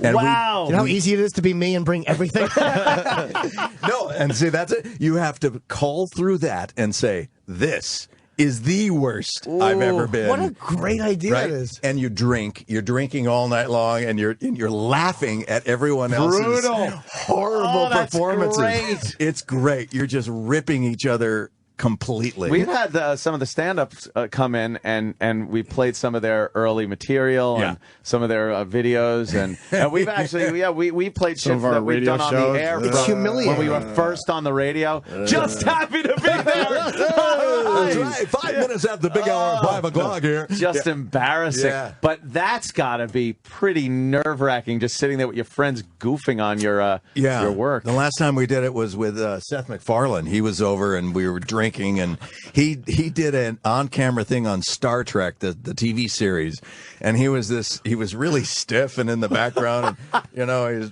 doing it and marching. It looked like he had something stuck up his ass. It was funny, so funny. It is embarrassing to watch, though. Even though you're getting laughs from your friends, it really is on some level like, oh God, is that rough? What did you bring? I brought this thing called Crisis Counselor, which was a really bad one of the early reality shows back in like 1980, I want to say, and it was kind of an improv show dealing with therapy sessions, group therapy sessions, and they would only tell you basically what you are, and then everything else just comes out. And I played this guy who who was married, and his wife is pregnant, and he has a male lover on the side. And I was told, you need to make this right on the show. You just need to say, what's wrong with this? And I went, really? That's what and so my arguments were, like, I don't know. I just, she was a little sick, so I thought I'd step away. Have myself a lover? Were you playing it up like that? Not unlike any other guy would do. Go get yourself a male lover. When your wife is pregnant, right? And it's like they're looking at me like, "What? You're such an ass!" And so everybody else on the panel was throwing daggers at me, and I'm trying to this weak argument. Anyway, we had a blast. They carved me up quite a bit on that one. Do you know how? I guess back then you'd never thought this would end up for public consumption, but all this stuff can be found on YouTube and stuff. Everything's available. And back then it was like, all right, that's gone forever. There's It's no way never going to see the light of It'll day. never surface. And ever here again. you go. Here There you it go. is. Oops. Yeah, that's Yep. They're telling us you have to leave. They're telling us that you have to. So busy Bryan guy. Cranston, Aaron Paul is in traffic. But Breaking Bad season 5, it's Sunday 10 o'clock on AMC. And where can people get it if they're on Dish or something? They don't have it. Is there another way to see it? iTunes, Netflix. Yeah. Right. I think those are the play. We do on really demand. on demand. It's great. It's great. All right, so there's a way to see it. Go see it. Absolutely. Great show and you're a tremendous actor. I love it. If you have not seen it, you have maybe the weekend to do a big long marathon. 4 seasons catch up. I would do it. I'd run 2 TVs at once and do 2 episodes at the same time. It's fantastic. I love it. And like I said when you were here last time, the first episode of the first season grabs you. Yeah. The only comparison I have really is the Lost pilot was like that when all of a sudden there's a plane crash, people walk around and they're like, what is going on here? Yeah. And you have to stick around for it, and that's exactly what Breaking Bad is. Fantastic show. Huge fan, Brian. Appreciate it. Thanks, guys. Love it. All right. Appreciate it. Hey, Bob. And Kirk. Jesus Christ. How are you, sir? Interrupt your show. Don't worry about it. You're not interrupting anything. It's just a strange Huge day fan. today, sir. Huge fan of Breaking Bad, of course. Hanging I'm a out. big fan of radio. Are you? Are you really? Why? Are you really? We're not. Last of a dying breed. Yeah, we're not, and we do it every day. This is Don Trump Jr. Hi. Nice to meet you. Hi. Yes. You related to the senior one? No, not at all. Yeah. yes, I Poor am. fella. He would be the son. Poor fella. Yeah. Yeah. Donald Trump put out a few kids, right? Yeah, exactly. He put How's out it a few. going? You're like a judge on one of those shows, right? Exactly, on The Apprentice. Hey, I just got hired as a judge on one on a show's coming out next year. Yeah. Cool. It's called America. What is that you're doing? Are you? Is that your talent? Isn't that What every you're doing reality right now? Yeah. What is Can that you- you're doing? Can you stop that? It's a long title They're going to use an acronym. with a lot of dots. dot. Yeah. Do you like that? Is that fun? Yeah. Listen, I'm not going to quit my day job, but it's sort of a interesting way to break up the year. Yeah. It's one of those things, I guess, being kind of a real estate guy, I'll look back on 20 years and be like, hey, I was like network TV for 7 or 8 years. That Like, is that's kinda pretty cool, cool when you think about it's just your a life real estate experience, guy. It's not something I do. It doesn't change what I, just makes my life a lot harder during the time that we're filming because it's hours that I'm not doing what I'm supposed to be doing, so I got to go back and, but it breaks it up. It's pretty cool. That's the beauty of my career. I don't have that whole hubbub with TV to interfere with the shit that I'm doing. But watching TV. That does get very distracting. That's a lot of fun. You worked with Bob, right? We did it years ago, man. We haven't seen each other many. We did me, Bob, Rich Voss, and Zamuda as Tony Clifton. It was this weird thing where they were showing outtakes. Why were we doing that? What was the event? It was an Andy Was it a Kaufman special that they were showing on TV, or there was some reason why it wasn't just. It was like the 10 years. It was or 20 even 20 years of Andy Kaufman's death. It was at the House of Blues in L.A. And they showed a lot of Jim Carrey footage that wasn't in the movie from. It was right whenever Man on the Moon came out. Right. And then they did a walk by Kaufman's house. We went over to the Comedy Store. Yeah. It was kind of a weird show, but cool that way. Yeah, like it was a cool one, and I'm a fan of Jim. He's a funny thanks, guy. man. Thank you. Man, Jimmy is. That was a weird night. It was a weird crowd. But it's for Andy Kaufman of But that's what I it was expect. perfect. Right. Perfect for Andy. I'm jealous. I would have loved to check that out. I was before it was my first time, I think, meeting Zamuda, and He's been on the show. It was as it got hotter and hotter, the fucking Clifton makeup gets Started tougher melting? and tougher to keep on. Oh God, nice. And Starts he's melting. doing it again. He's doing Clifton. He is, hosting right? a show at the Comedy Store. He Really? came in as Clifton about a year, maybe. Oh, It yeah? might be 2 years Was ago it now. pleasant? No, It was weird. he's not a pleasant man. It was very strange. It's Extremely very- strange. Very odd. Yeah. But we enjoyed it. Yeah, Zamuda's a weird dude, but I mean, he's managed to keep that going for Amazing, right? a long time. And it's odd. We all know Kaufman is fucking dead, but there is a part of you that when this son of a bitch sells it, you're like, well, Yeah, that could be him. you have like a little hope. know, but then you're I like, know. no. Yeah, a little hope, right? Yeah, then it's just, you realize it's just fucking Bob. Yeah. I love what they did with that. I love that they switched off who played the character. And Yeah, just it an was amazing also kind thing. of comedy that it seems like it would fit in right now. Everyone would understand it with, like, Between Two Ferns and Yeah. stuff, the kind of rudeness. But back then, that's It so was just nuts. Yeah. It was nuts, man, and he would do stuff that Going just on- people didn't like. They went on. Did you see the Genuinely. Dinah Shore show appearance? Oh my God. No. Oh, it was great. It was just great. Was He it was it rude with and Kaufman stupid. or I think it was. I think it Zamuda? was Muda, and he was hilarious. Yeah, Just because back then there was no alternative comedy. Right. It wasn't this weird irony. It was like you were just a guy who they thought sucked. That was really ballsy to fucking do that, man. Yeah, 'Cause he yeah. was To doing go it up and bomb on purpose was a... in Catch a Rising Star. It's not like it was the Luna Lounge where people were a little bit more tolerant because they knew you were exploring a certain Right. mentality or a certain thought process. Right. This was just, what the fuck only is he thing I doing? would say is different is I used to go do stand-up at the Improv here when I wrote for Saturday Night Live because I wanted to get a laugh once a week. Nice. If you can believe that going to the Improv was the thing that fed my soul. You know how rough SNL was. What years were you there? 87 to 91. Okay. I wrote for Dennis Miller and Jan Hook's time, and then also Farley and Sandler. The Farley years were fucking amazing. Yeah. Yeah, some great stuff. And on the wall they had those photos. Do you remember? Did you ever do that club? The New York Improv? Yeah, the old one. I think I went in there once. It kind of was before my time. So anyways, closing. on the wall were these pictures of acts, and it was so weird because there were singers and there were people doing juggling, and then they explained to me that that's what used to happen in a comedy club in the 70s was you have a comic, a singer, and a specialty act in that order all night long. That's like a variety show almost. Like Ed Sullivan. People spinning those plates. Weird variety acts. Yeah, those spinning plates in a nightclub. It was always weird. Like, I remember Ed Sullivan, and it was that kind of dumb thing. And the whole family would sit and just be captivated by somebody doing some awful thing with bouncing balls and spinning plates and juggling bowling pins. It's like, what?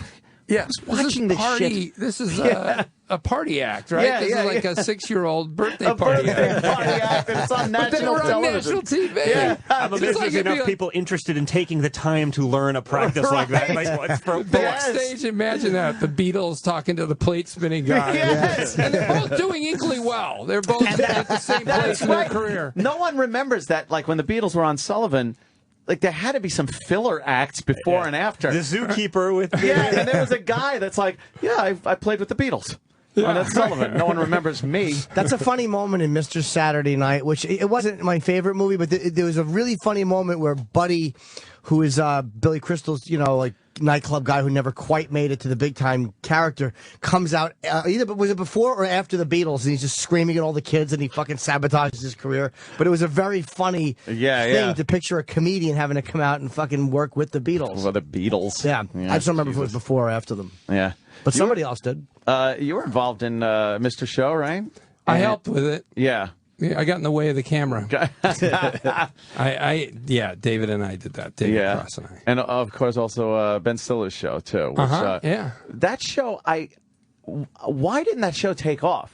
Well, because it was on opposite 60 Minutes. Oh, was it? It was such a crazy placement for that show. It was Sunday at fucking parodies 7? And definitely for young people. Yeah. And it was opposite 60 Minutes. I mean, it was death right away. What time? What channel? Jesus. It was Fox, which was just beginning to have the early shows. So, you didn't even know they had shows some nights. They did have like a Fox Sunday, and then like the rest of the week, it was the local affiliate was running I Love Lucy or something. Yeah, right. And then they built it into a 7-day-a-week network. Yeah, but at the time, you're right, it was like Fox Sundays. Well, maybe they didn't have a lot of spaces to choose from, but it really was not going to do well. Because, 60 Minutes... They already had, all those people. Their audience was people between 7 and 75, and we had everyone else we could pluck from. Yeah, I remember that just being really a funny show, very cutting edge and comedy that you weren't seeing everywhere also else. Pretty weird. I mean, people say, I don't know, when people use the word weird for comedy, I think sometimes it means they're boring. Like Mr. Show, I feel like people talk about it like it was weird or whatever, but I don't think it's weird at all. I mean, it's just the things we're making fun of are pretty apparent. If you're watching it, you can that's a parody of this and that he's doing, And then I think the Ben Stiller show was like weirder by far because the pieces were so such a strange mashup, Eddie Munster in whatever, what was it? I can't remember. Cape Fear, and where does that come from? Medieval Cops. I remember that one too. It was cool. Some funny stuff. Yeah. Who else was on that? It was you, obviously, Stiller, Janine Garofalo. Andy Dick. Oh, right. Judd Apatow was the producer. Jeez. Rob Cohen, Jeff Kahn, David Cross wrote for the last 3 episodes. I never talked to him. I just gave him shit. He was in the room pitching, and he was a new writer, right? So he wanted to get something on, and people were pitching these parodies that I hated. These stupid, mix the titles together, and somebody had A Few Good Scouts. And I was like, ugh. And David was like, yeah, he was just trying to cooperate as a new writer. He was like, I finally got a job. I'm making money doing comedy. And he's like, well, you could do this and you could do that. And I think Judd said, well, write it up. And I turned to him and I said, good luck with that.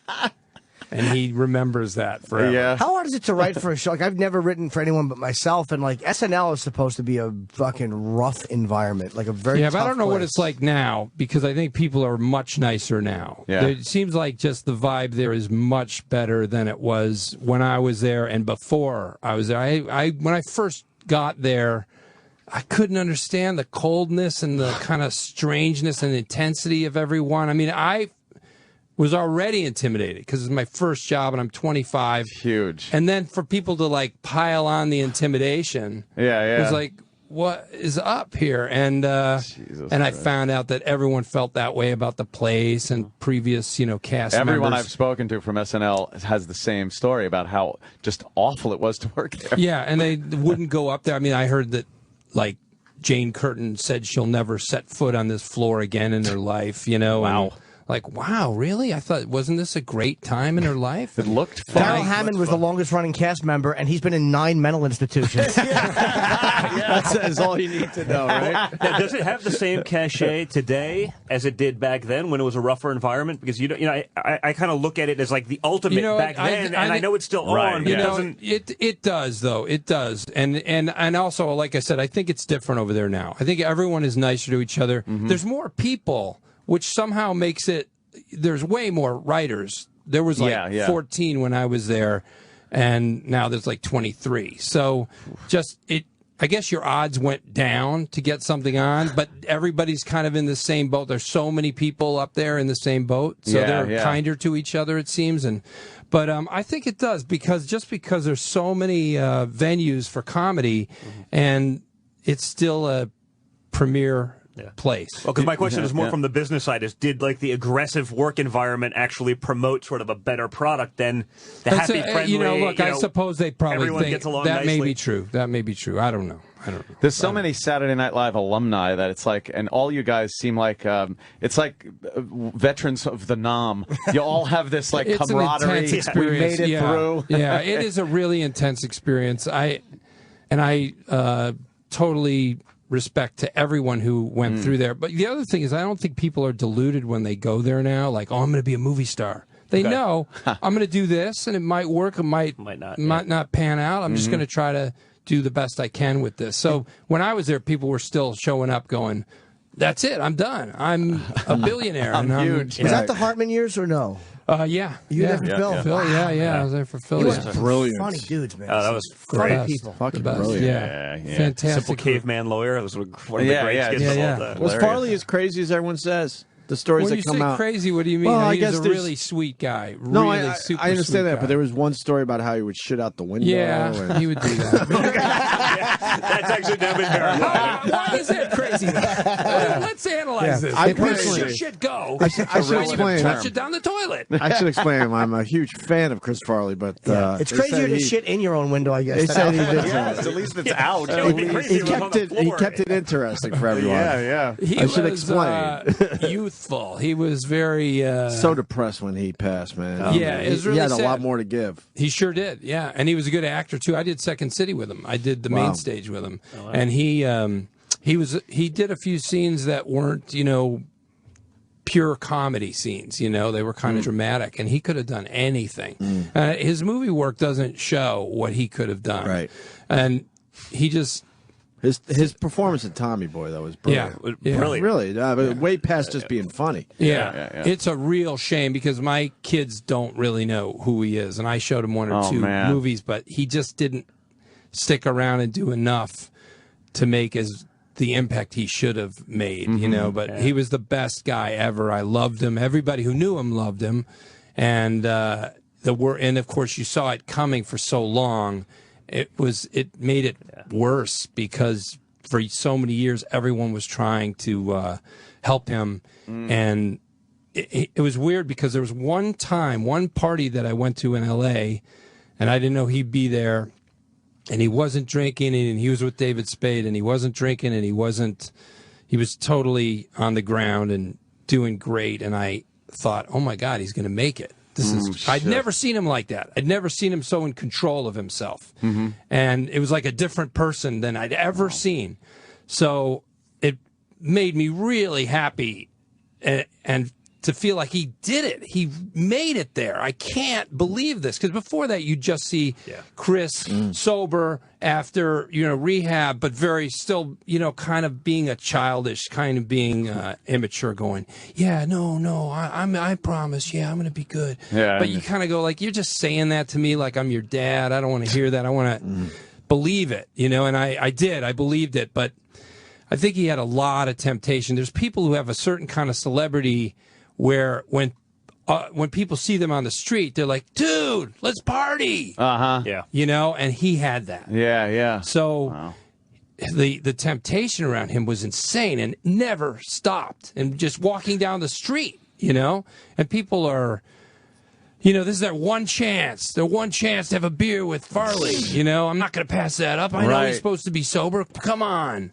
And he's the big fun just this guy. one time. Come on, Chris. Very approachable. It was really sad. That's gotta be a tough way to live. How long after that did he die that you said you saw him at that and he seemed okay? I'd say it was about 2 years after that. Okay. So it was a while. Yeah. Wow. There's something about there's something about like those big fat guys who are like Gleason, John Candy, him, Belushi. They those guys also, those really over the top fucking gut funny fat dudes that are great actors as well. There's different to me than there's a certain physicality they have that smaller guys don't have that they bring. Like no skinny guy could do what Gleason did. There's something about his largeness. Why is that though? I don't know. It's just the dynamics of how they're made up, and maybe what goes into making them big, loud, brash, funny guys. Yeah. But usually they turn to be fucking like Candy was a really good, serious actor when he did it. I'm babbling. Yep. Yeah. Farley when he did the Chippendale skit. Oh, he was actually a pretty good athlete, man. That stuff was amazing. He was absolutely a Yeah. dancer. I mean, he could do anything. It was incredible. I'm looking at that. I mean, he was as good as Swayze or whatever it was in there. Yeah. With an extra 300 pounds. It was a classic, but Breaking Bad, obviously. That's why you're here, Bob. What about that show? What is with that show? I've never seen it. I haven't seen it. I'm embarrassed to say I haven't seen it. I hear it's great. I'm a huge fucking fan. That's great, man. Thanks. I wound up no getting... need to swear. Well, that's true. I shouldn't use the blue language. There's no reason to go blue over here, Satellite children. Radio. Yeah, you kind of love it. It's like ham, right? Yeah, it's ham radio. Sometimes we get skip. We get skip and we broadcast to Europe. Yeah, Breaking Bad's awesome. I mean, it really is. And your character came in. Was it the second end of the season? Second season, yeah. End of the second season. Yeah, he had to get in enough trouble where he needed a lawyer. Oh yeah, I guess is why you came in at that point. The character's great. We were talking last night about your office alone is a character. That office is hilarious. Yeah. And God, with the pillars and behind it, in God we trust. Constitution, the Constitution behind you, on the wallpaper. The pillars. It's so pompous. Well, it's such a facade. I mean, everything about Saul. When Vince called me to ask me to do it, which is amazing that he asked me to do it. You were in mind when they. Like you were the guy? I guess so. Wow, that's fucking great. Somebody turned it down, some idiot. Oh, boy. Did they ask you to read for it, or they said we'd like you to do it? That's no, great. I know. Isn't that weird? And I said, so tell me about it. And he goes, well, he's a sleazy lawyer. And I go, great, I can do that. How hard can that be? And then he goes, his name's Saul Goodman, and he blah, blah, blah. And I go, whoa. I said, I'm not Jewish, My kids are Jewish and my wife is, but I'm not. And he goes, oh, well, he's not Jewish. He's Irish. He made that name up. Yeah. He just wanted to even better. appear Jewish to the homeboys, Because it is great. Saul Goodman. Yeah. And It's I all said, good, man. that's fantastic. Yeah. Right away. And I right away wanted to do the hair, the mullet, and the comb over mixed together, but also cleaned up as much as possible on the sides. Yeah. And no offense to comb overs. Family tradition. I heard that one on no less than millions of occasions. I'm sorry. No. I'd make fun of it myself, but karma's a bitch, and I figure my genetic propensity towards potential bad hair, I'd rather just not go there. You're lucking out. You got a great head of hair. Yeah, You really do. I'm doing okay so far. Yeah, that's why I don't want to tempt fate. I'll leave it alone. Good. So and honestly, Jim, I showed up there. I would not have been surprised if they said Odenkirk. Oh, that wasn't the name. No, go back home. We Wrong didn't want actor. No, I can't believe it. So years later, 2 years into it, I asked Vince. Vince Gilligan writes the show, and he's the mastermind of the show. And there's great writers, amazing writers, but he is the final say, and I think propels it into the place that it is. And I said, so why'd you hire me? Is it because of the Larry Sanders Show? Because there's some similarities between the characters, Saul and Stevie Grant, the agent I played. Yeah. And he goes, no, Mr. Show. So I don't know. I'm not going to touch it. Why would I've done you? it for 3 years now, and I Great love it. situation, man. I'm just going to keep going. Was the character supposed to be as prevalent in the show? No, he's. I don't know, because Vince is hard to scrutinize, but he said, I initially it was 3 episodes. Wow, really? Yeah. Wow. Like Omar from The Wire was supposed to be on for 6, and it just worked, and he became the star of the show. That's great. Yeah. People love the character. The character's so sleazy. It makes wisecracks and stuff. Yeah. And because for him, like all these characters that you've been watching, if you watch Breaking Bad, everybody's got a gun to their head. Yeah. Everybody. Yep. Everybody. The wife of the guy who's making the meth is, scared to death. So he's the one character who wasn't in fear all the time. And he was just making wisecracks. And it was a big game to him. Like, how much money can I make off these idiot meth cookers, these degenerates? And then now, as the intensity of the show has gone up, which is amazing, right? That it keeps going up. You can't believe it. It's the hot water's starting to rise up. Yeah, you over can't my be neck. involved with that many people that are in that much trouble and not get your own hands dirty. Yeah, I'm only on beginning of season 3, so don't really just tell me to go earmuffs or something like that. No spoilers. No spoilers, yeah. No, but, I was lucky enough to see the first couple of episodes before it aired, and the first episode is great. The second episode of the new season here, it was unbelievable. Just blown away by it. I was saying how it's almost like a movie that's taken years, because a lot of times they don't want a character to change in a show. Yeah, TV shows about not leave changing. Fonzie the way he is. Yeah, Fonzie's this guy. But like Walter White has completely changed through the whole show. Yeah, well, that was the goal of making a show where that happened, which is it's probably happened once or twice before. I don't know when though. But yeah, mostly TV is about watching the same characters in the same place. Yeah, it's supposed to be a no-no to make them change. And you're going to ruin the formula. But yeah, TV's really changing with these cable channels and what they're trying to do something new, and so that was Vince's idea, was to watch Walter White mutate and evolve or devolve into this evil guy and believe every step and understand why he makes each step. And it happens so gradually that it's not like 1 week he's this timid guy and then the next week he was this tough guy. Well, he's always got a loose screw. That's the thing that as you watch it, you start to understand that he's got this past, that he's got this anger and rage. Oh, he's broken Garland, right from the beginning. Jeff Garland said to me, because Jeff, like a lot of people, I have people come up to you when you're on that show all the time and go, I never watched it, and then 2 weeks ago, I watched all of them. I can't believe it. Yeah, it's like 24 that way. You know what I mean? You sit down, you're like, oh, and you realize you spent your whole weekend watching a show. Yeah, and I think it's streaming on Netflix, so it's easy to watch them all. So Garland comes up to me and he goes, I finally watched them all. It's about middle age. It's about being a middle-aged white guy. Nobody says it. It kind of, if you look at the character and how Walter White's character and how much rage and resentment he has, I think a lot of 50-year-old white guys are like, I never got mine. I never got what's coming to me. He was invisible. He was just a science teacher. And shit on every corner. Yeah, and then, always boom, shit on. And what's really great about your interaction with him, in the beginning, you were shitting all over him. I mean, you controlled him like a puppet. Yeah. And then now in the last few episodes that I've seen from this season, boy, does he have you petrified now, too, I've seen he's the boss. Yeah. Oh, what he's capable of. Right. Exactly. We had him in recently, and he's fantastic. Bryan described it as, he said when he came up with the character and how to make it, he said he wanted him to blend in. It was really brilliant. He said, I gave him, these bland colors, so he blended in, and an impotent mustache. Yeah, and it's all I can think of now is an impotent mustache. Yeah. Greatest term. Just sitting over his facial hair. with no purpose whatsoever. Yeah, just nonsense on his face. Yeah. What a smart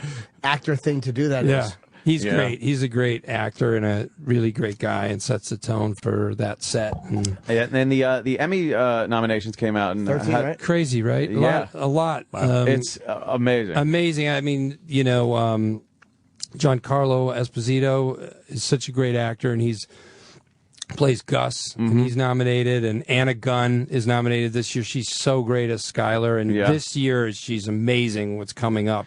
Yeah. So she looks petrified, too, which is great. She's in such a spot. That first episode of this year, I don't want to wreck it for you. No, I'll go earmuffs, That line, right at the end, right? I forgive you. Yes. And that was crazy. And she's like, why? Her face is brilliant, because you could hear her going, what? You forgive me? Oh, man. Everyone's just petrified. It's fantastic. Yeah. It's the moment where you're like, I don't know if I wanted to see. You didn't need to have a camera in there then when they said that, did you? Fantastic. Did you need to show us that? And it's also a credit to the show that a lot of people, when it first came out, weren't watching it. I mean, this has built up steam where people are going back and getting those first couple of seasons and blasting through them, trying to catch up before the spoilers come out. I can't believe I get to be on it. It blows me away, and it's an amazing project. I bet you get recognized a lot from this, or more so from this than anything I've done. I've been doing comedy. Stiller Show, Mr. Show, and all kinds of little videos because I'm always making stuff with friends in LA. Funny or Die. Funny or Die stuff. And, but I've done so much. But this is obviously the biggest thing by far, in a way, that I've done. Yeah. Do you have any clue of where the storyline's going to go? Not even going to ask you what happens, but I'm just curious if you know. I won't make it outside the studio. That's true. We might have to beat it out of you.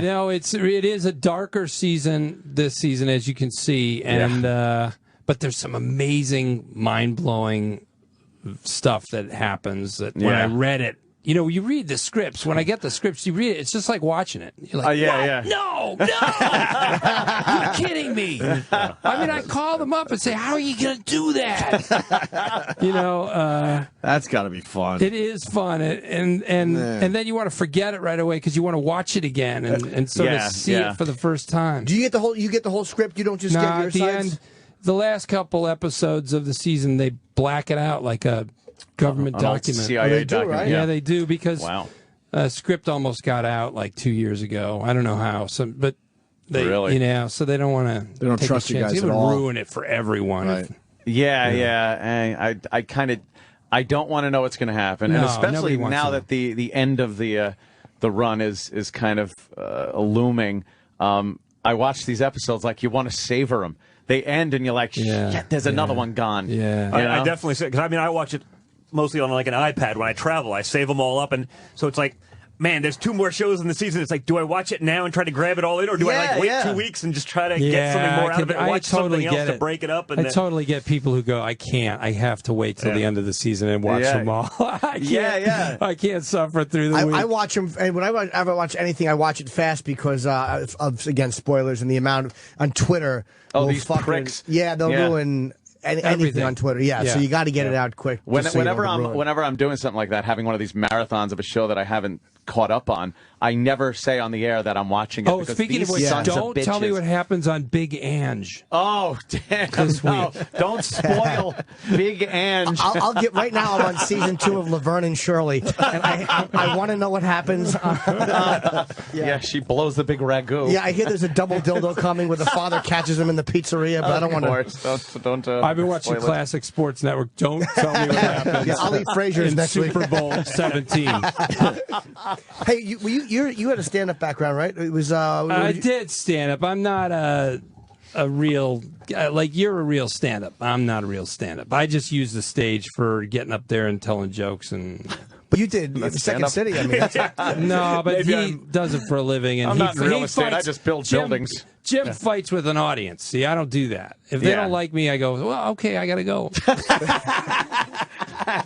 It's okay. You don't have to like me. I probably don't like you. believe me, if I was a better actor, I wouldn't fight with him either. It's just I have no choice. It's either that or I'm fucking not working at all. Yeah, No, you but got to those- go with what you got. Yeah. Yeah. Would love to be a better But, you actor. know, that's part of it, you know, is being a real great stand-up like you is thank you. that you get up in front of people and you work it with that crowd. You make it work for you.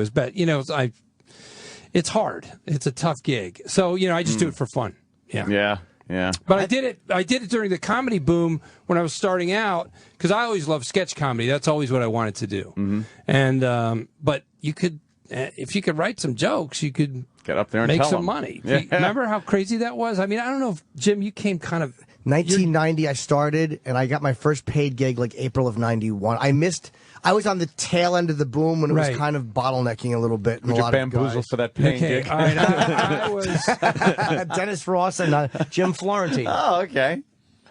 Yeah, my first paid gig. Yeah. Wow, yeah. damn. Yeah, 91. It was fucking Because awful. I do remember when, I mean, there were, on any Friday and Saturday night, crazy. there were so many comedy shows on television. Just they couldn't find enough clubs to pop a camera on in front of that brick wall I and, know. and just It was comic nuts. after In comic. Chicago, it was like it was like there were 2 clubs, and then 2 years later there were like 12. Yeah. Like, you know, these chains, they would open chains of them. Like Of- Zanies right, had like right, 3 yeah. locations, and One of those funny, is closed, too. The Zanies in they closed Vernon Hills like 2 of them. Yeah. And quantity did not mean quality. No, either. it didn't. Wow. No.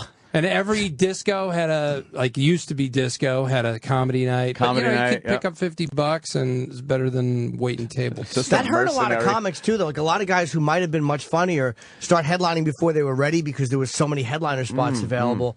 And then in 1993, 94, 95, they weren't good at writing material, so they were doing the same right. shit. Yeah, And yeah. A lot of those guys have been phased out, and Yeah. probably would have been better acts if they had been forced to. They had to just fill fucking the- work their way fill through the it. clubs Yeah. up.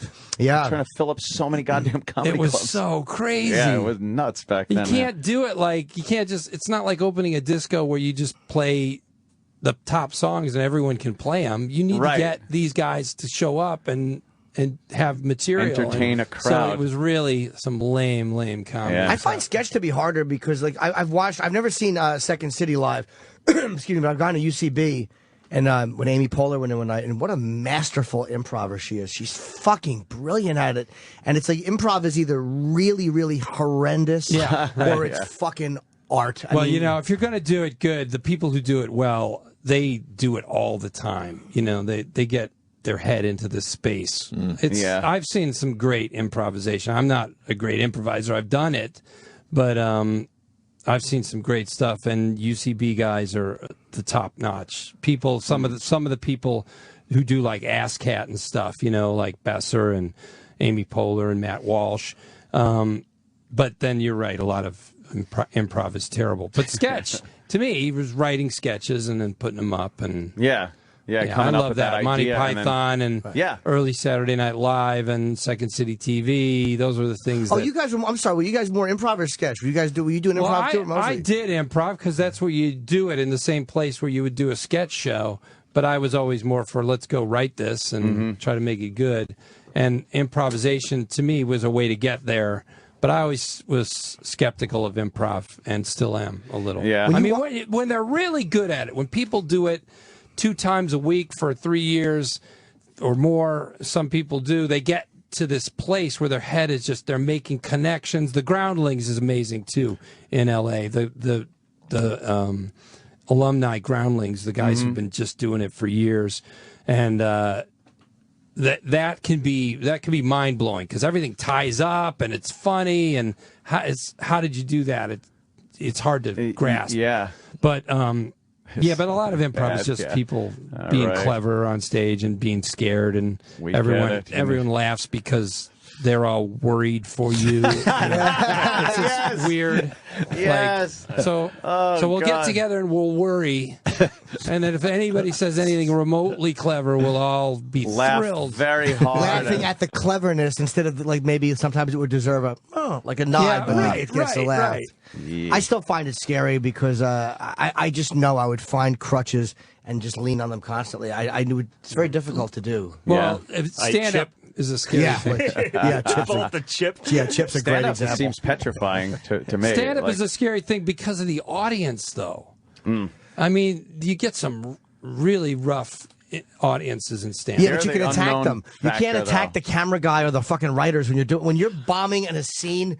It's horrible because you're stuck in it. I just got to keep forcing out my dialogue. Yeah. Stand-up, you can go wherever you want to go, and like you can own it. I can say I stink. This crowd blows. I'm terrible. You can acknowledge it. It's much more. It's much easier to me than acting is fucking hard, man.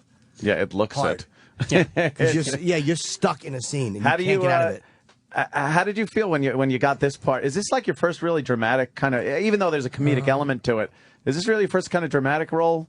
Yeah, I guess so. Yeah, I mean, did you have any reservations about things. No. The only thing about it is, in comedy, comedy is back and forth. You say two lines, and the other person says two lines, and in this.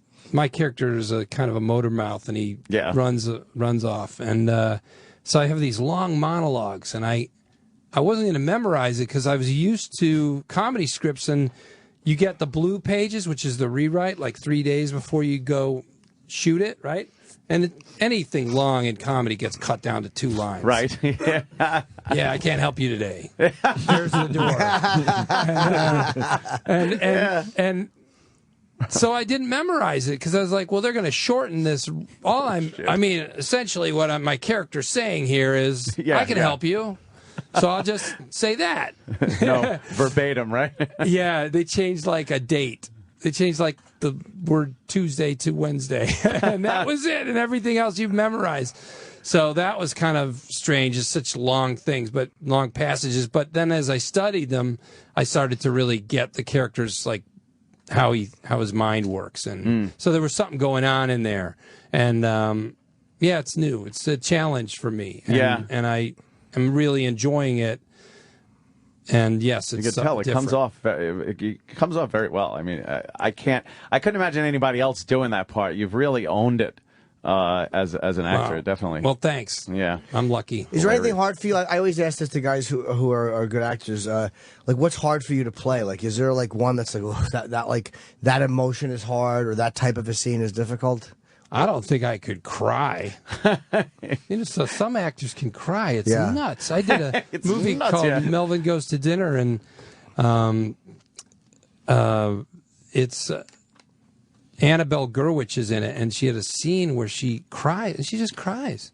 Yeah. And every time you do it, tears come. How do you do that? Flowing out of her eyes. A lot of actors can't put the tears out. Like you'll see them, like they do the crying face, but like your face is dry. They just do that. They just wince. Your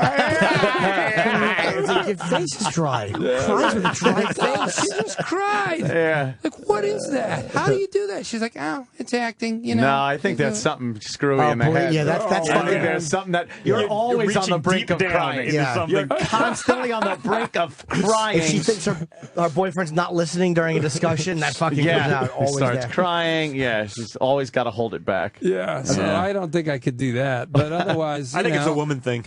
Yeah, I think they have the ability to do that much easier than men. Yeah, perhaps. I don't know. I've seen guy crying in movies and TV shows. Some people. Demi Moore has a great teardrop. Denzel. That won him the Oscar in Glory. It's like, he's just standing there getting whipped and the fucking tear just drops. I think the single tear on the not crying face has more Oh, impact my God, than yeah. the goofy cry face. Yeah. Like to me, more just stood there and one tear in Ghost just fell out of her eyeball. You're like, holy shit, that's fucking How do you amazing. do that? Yeah. Well, sometimes you do that with mentholatum. Yeah, you know about that? They put the fan with the menthol in your face.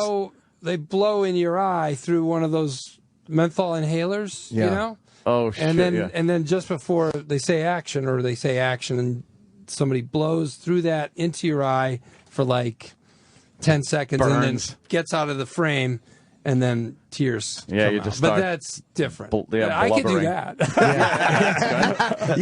I could react to an injury. That's what you're doing. Yeah. Just injured here. This is painful. Yeah, I don't know, but I really think that one Denzel Washington. Oh, he did it in X too. When he met Elijah Muhammad, he fucking dropped a couple of tears, and it's really intense because like there was no blubbering lead up to it. It was a deadpan face, and then flap. There was no indication. Amazing. I believe me, that's how I would ruin it. I would go like, "Get me a tissue." Like I would really fucking let the audience know it was coming. Cut. You're not supposed to say tears coming and look in the front camera. It's Jim Cut Norton. 50 take idiot. I tend to do better as the takes go on. Like Louis fun to shoot with because he works like a comic. But some guys are better in the first. What do you mean he works like a comic? Does he? He's okay with fucking around a little bit, like a stand-up, like because he's in charge. So whatever like he'll go. All right, let's just do it, and then like we'll play with a line a little bit, or I'll add something, or he'll add something. He's fine doing that as a stand-up. Right. No, I don't change anything. By the way, people, because I've done so much comedy and because Saul Goodman is funny, they say, so do you improvise a lot of that? And I don't improvise anything. It's all written. Not a single and, word, no. That's even more impressive. Don't stray. God, I really learn it verbatim. Yeah. And do it verbatim. Well, the writing is so good on that show. You know, it's kind of fun to do that too because that's where you really go. So how do I get from this thought to this thought? And it's like it's neat to do something new. I mean, I'm 50 this year, and you know, people don't often let you do something very different from what you've done. When you get older, so it's cool to have this opportunity. I'm enjoying it. Yeah, it's also, you know, obviously it's being written, but you have to deliver the lines, and you can't just do it deadpan straight face. You know, there's inflections and facial expressions and body movements, and you do play a great sleazy lawyer. I just dig through it and ask kind of follow his train of thought and ask myself what he's thinking about. And one thing I also do is, Robert Evans, the famous film producer. Yeah. The Kid Stays in the Picture. Great book, and the best book on tape ever. Book on tape, really? Kid Stays in the Picture. Book on tape. Oh, it's so awesome because he's got this incredible. You know Robert Evans, right? Yeah, I know the and he's got this.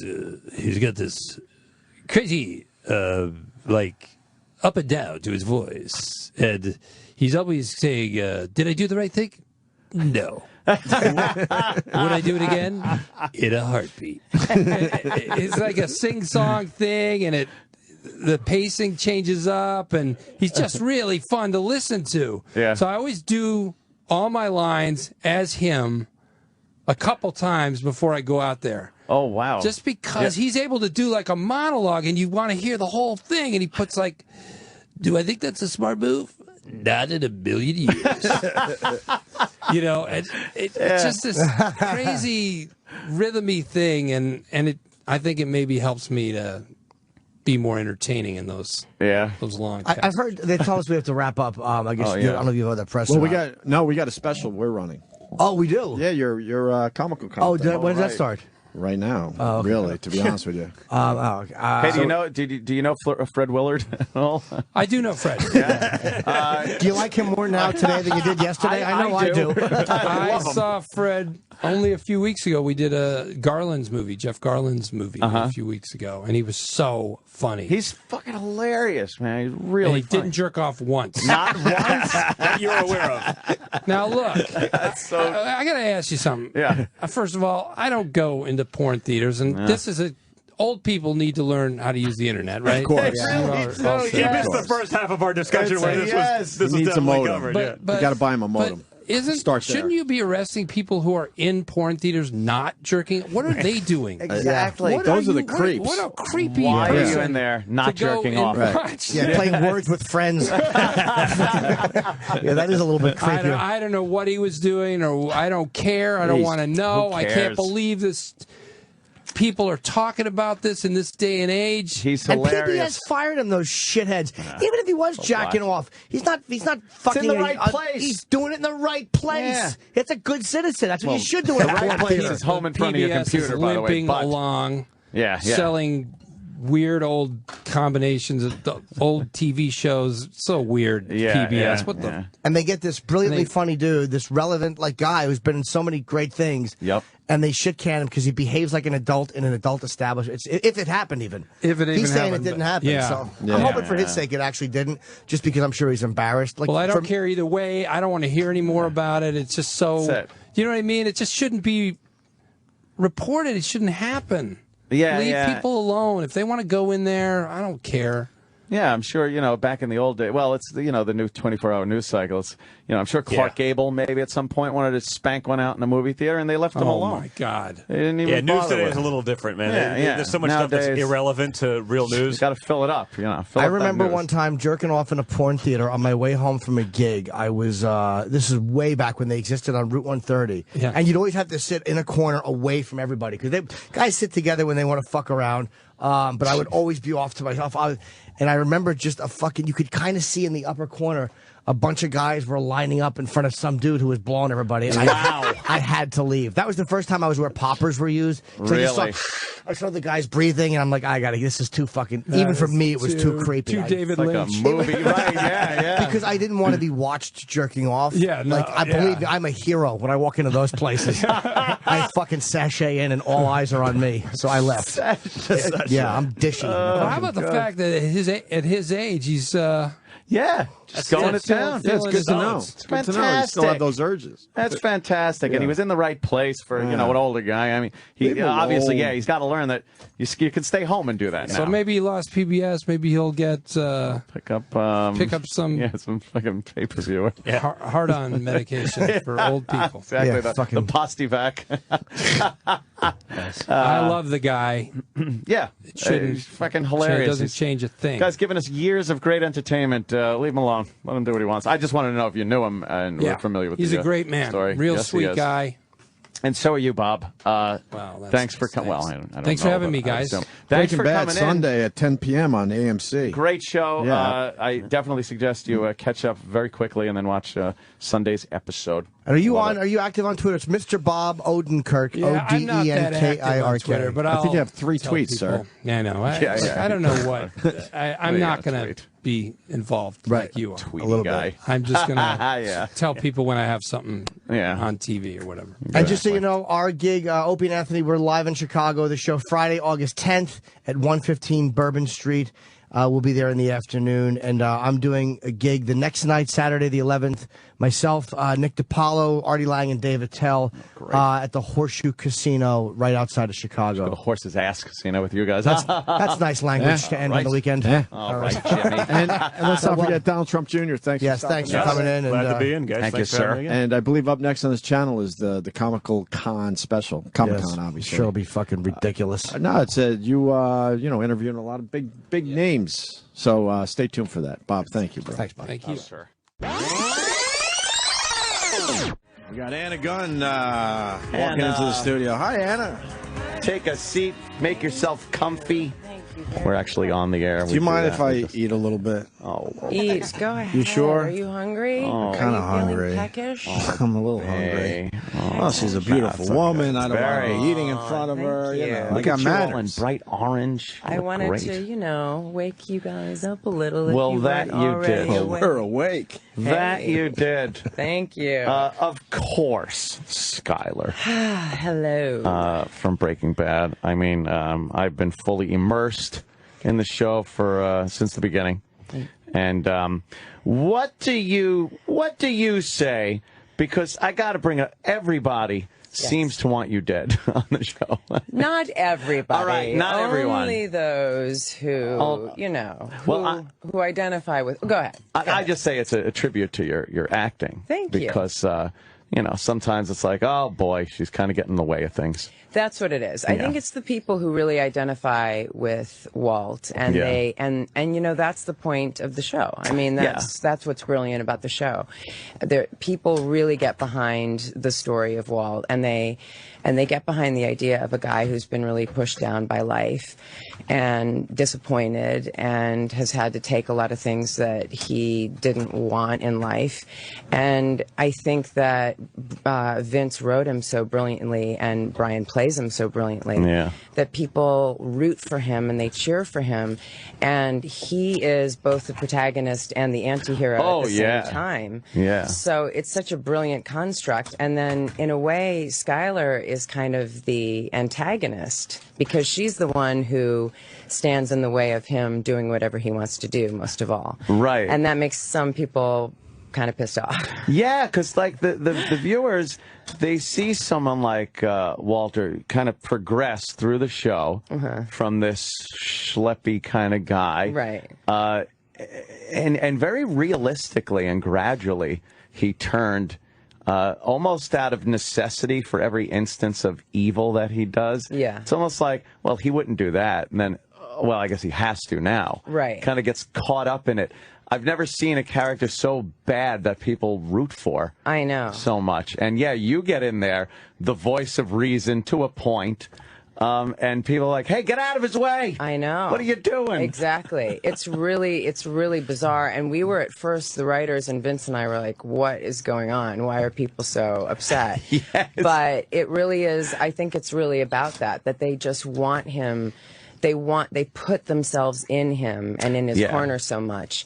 And she is the one even more than the villains in the show, like Gus Fring or Tuco or any of those really bad guys who for a while were bigger threats than anybody else. She's the consistent one who says, this is not okay. You can't do this. Yeah. And she's the one who kind of stands there and says there are consequences, there are repercussions.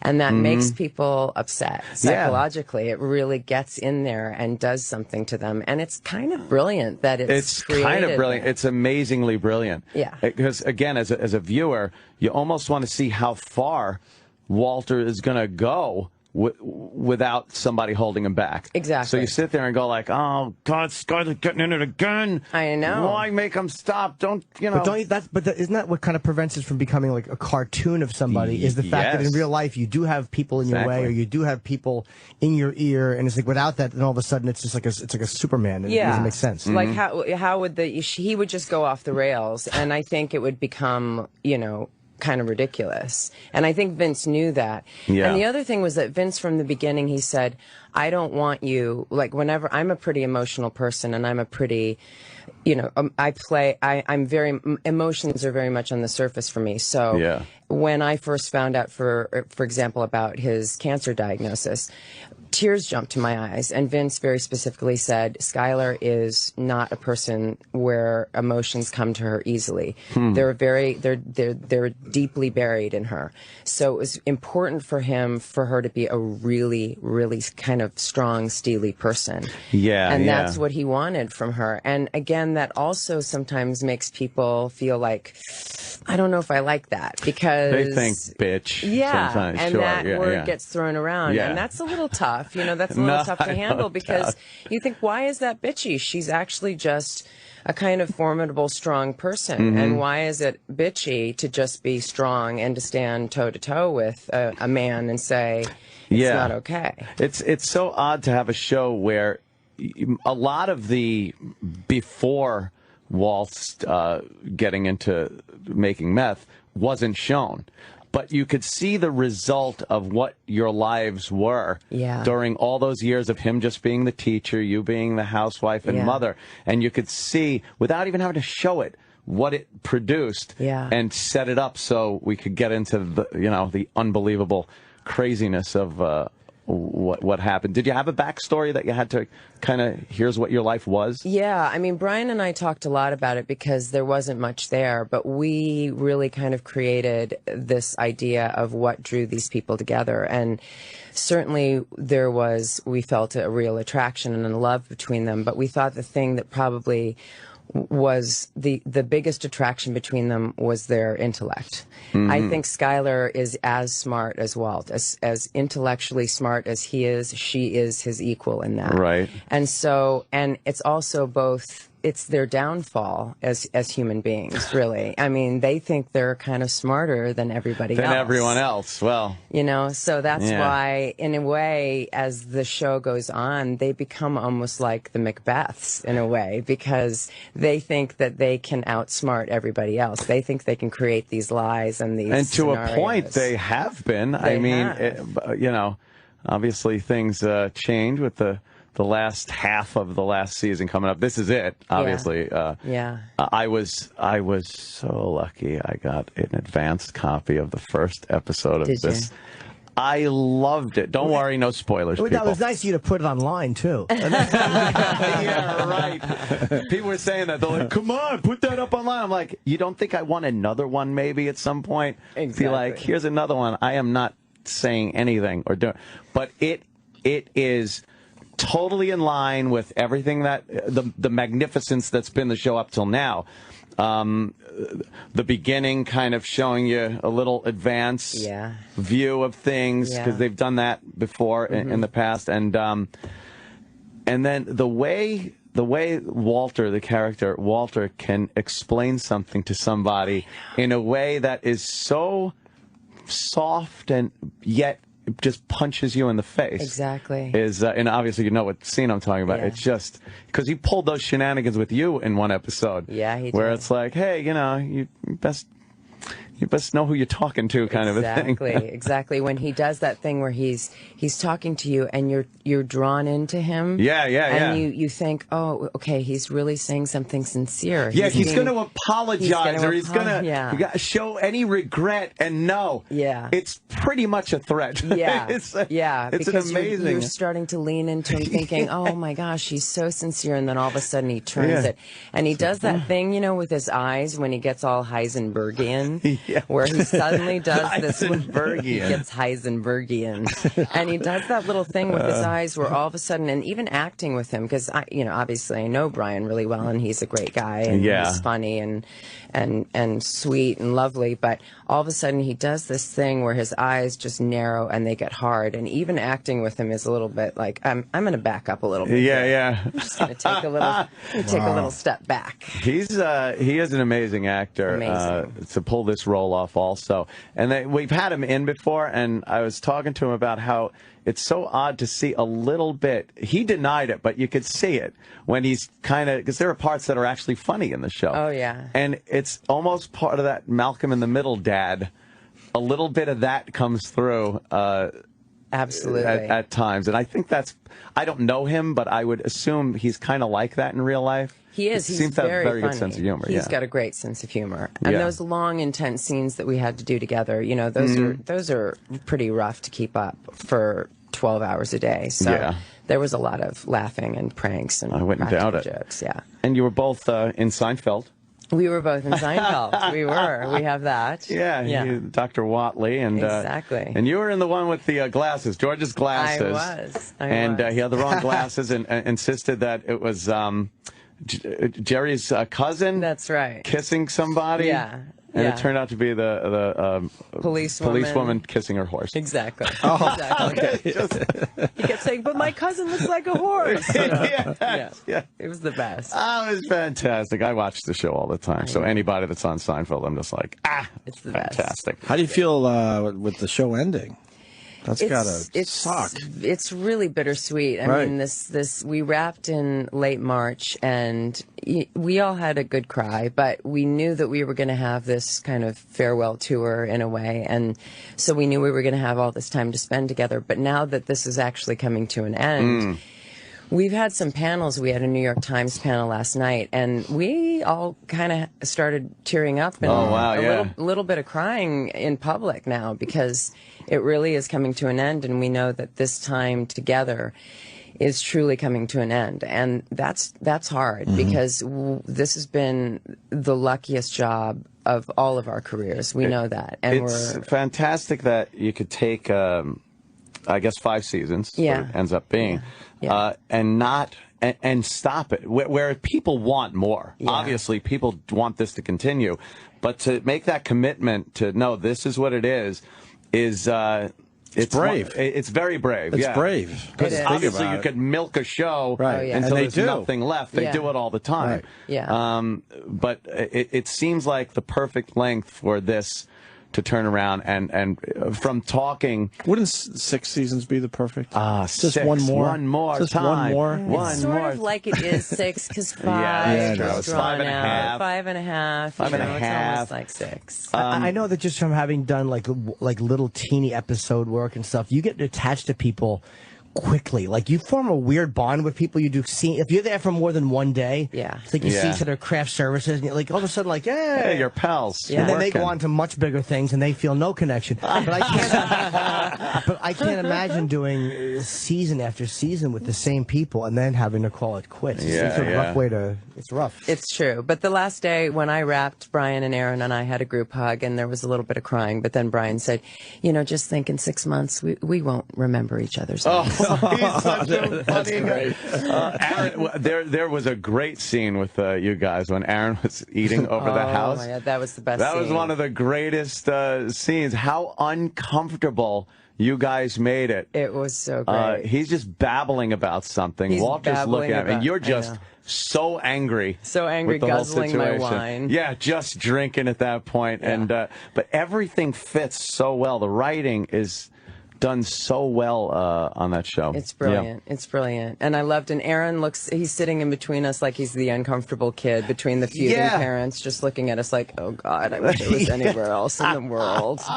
We had to stop ourselves from cracking up the entire time. Yeah. And then he ate so many green beans that at the end of that scene he said, I'm never going to eat a green bean again. Oh, really? A few takes? Yeah, quite a few. Now, have you looked at other scripts and stuff since this ended, or like? Yeah, I'm getting a lot of really interesting scripts. I'm looking at a lot of movie scripts right now, and I went to the Sundance Institute this summer, and I did the Director's Lab, and I did this really interesting role that was kind of like a female Walter White kind of character. Where it's the psychological portrait of the making of a zealot, and but it's the female kind of version of that. So that was really interesting. So hopefully we'll get that made this year. Yeah. So you want to do a movie as opposed to? Would it be hard to do something episodic right now because you're just coming off this? Yeah, I mean, I'm looking at some television stuff as well, but I'm really interested in doing some film, and I'm also a big theater girl, so I'm looking at some theater projects as well. Yeah. It's amazing what can be done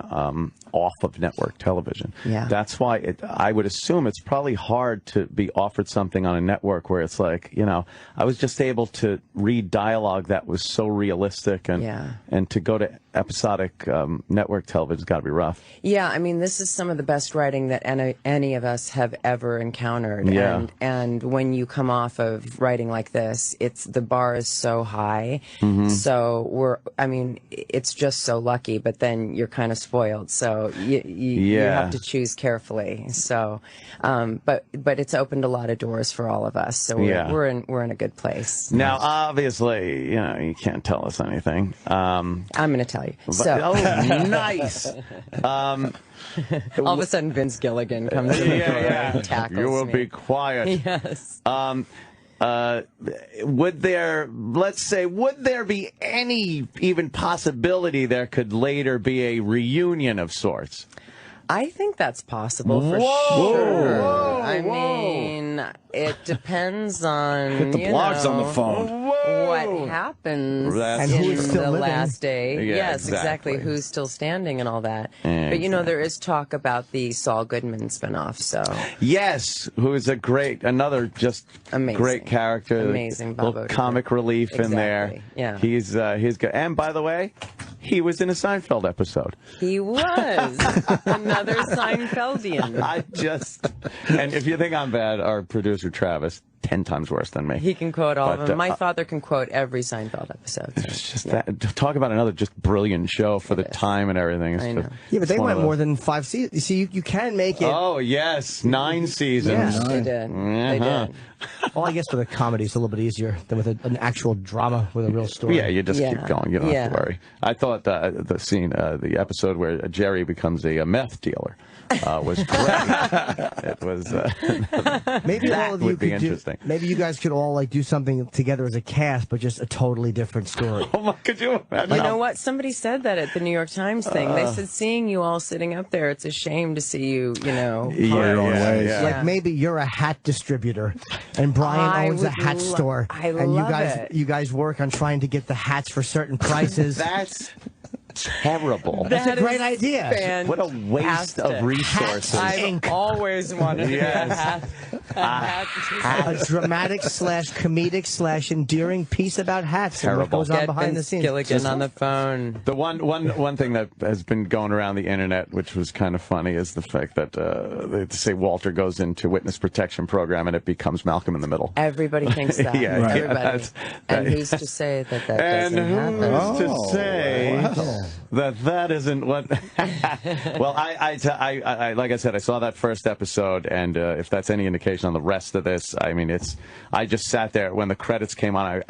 I yelled out no. I know. No. I know. More. Exactly. It's gonna be sort of agony every week for the audience to wait to the next for the next week's. And now I episode. get the good thing that I saw the episode, but now I got to wait 2 episodes to see. You got to the wait second 2 one. weeks. But right? I'll watch that first one again. Yeah. That was, and I popped the disc in, and I'm like, all right, I'm ready to watch this. And it comes on, and I'm seeing the scene. I'm like, all right, I got to watch the last one again. So I had to pull it out because From they the last- screw with you. Yeah. Yes, So I had to watch the exactly. last season's last episode. And they're going, because they always start off these shows with something that you don't think makes any sense. Exactly. You're looking at a flower. You're looking at that. And this one, you're just seeing skateboards. Right. Skateboards. And Yeah. you're like, all right, why am I seeing this? Did I Yes. miss something? Yeah. And it all makes sense. And it's fantastic. It's great, and it The, launches you. I mean, it's like they don't ease you into this since Yeah. you've seen that first one. Oh. They shoot you off like a rocket. Right away, you're like, what is going? And that scene where she drops the grocery. I'm like, that's great. You're loving that you have inside info. Oh, it's the best. You're loving it. Look at. I love it. Are you feeling resentful right now? Yes, but for many other reasons. Where do we begin, Anna? You got 2 hours? Great.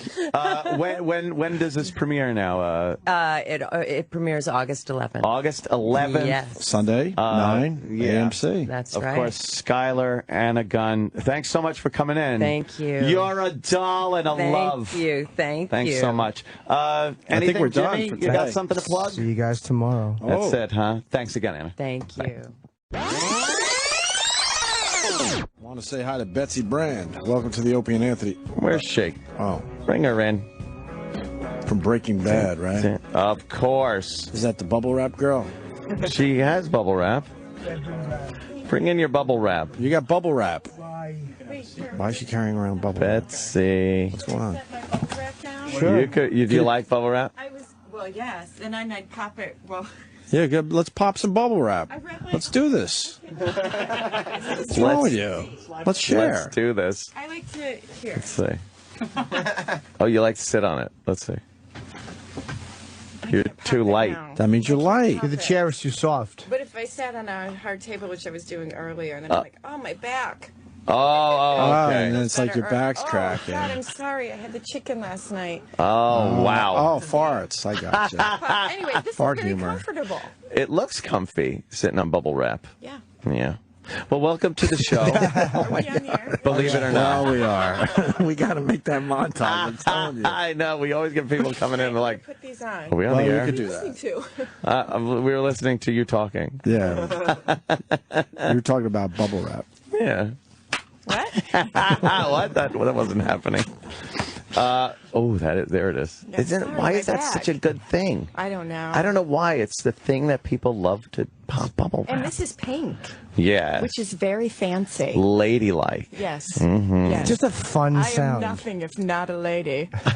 Well, I make fart sounds with the bubble wrap. Yeah. Oh, I'm sorry, guys, but it just feels so much better. Betsy, you're, of course, Hank's wife, Marie, on Breaking Bad.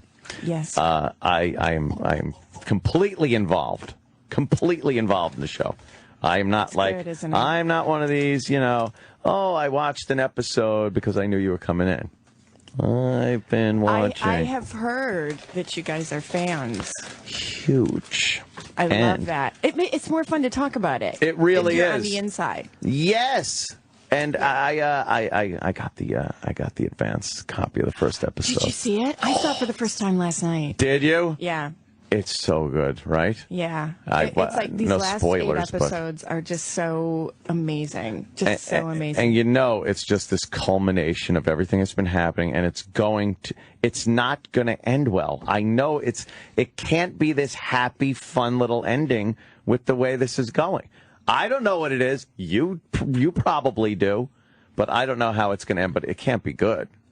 Isn't it right? I feel Pop 2 bubbles if he's right. Give us 2 pops for a yes, 1 for a no. There it is. Oh, that's 3.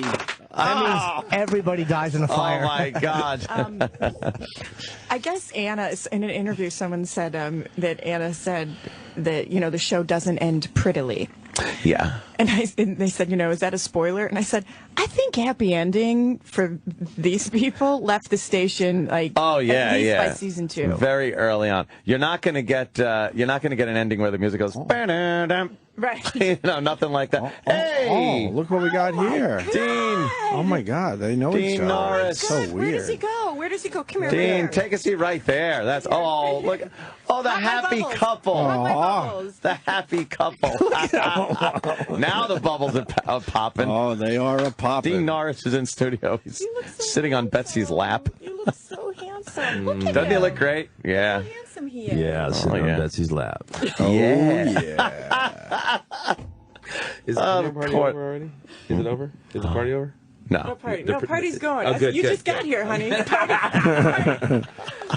it can begin. It's so odd to see, you guys are a goddamn TV show couple.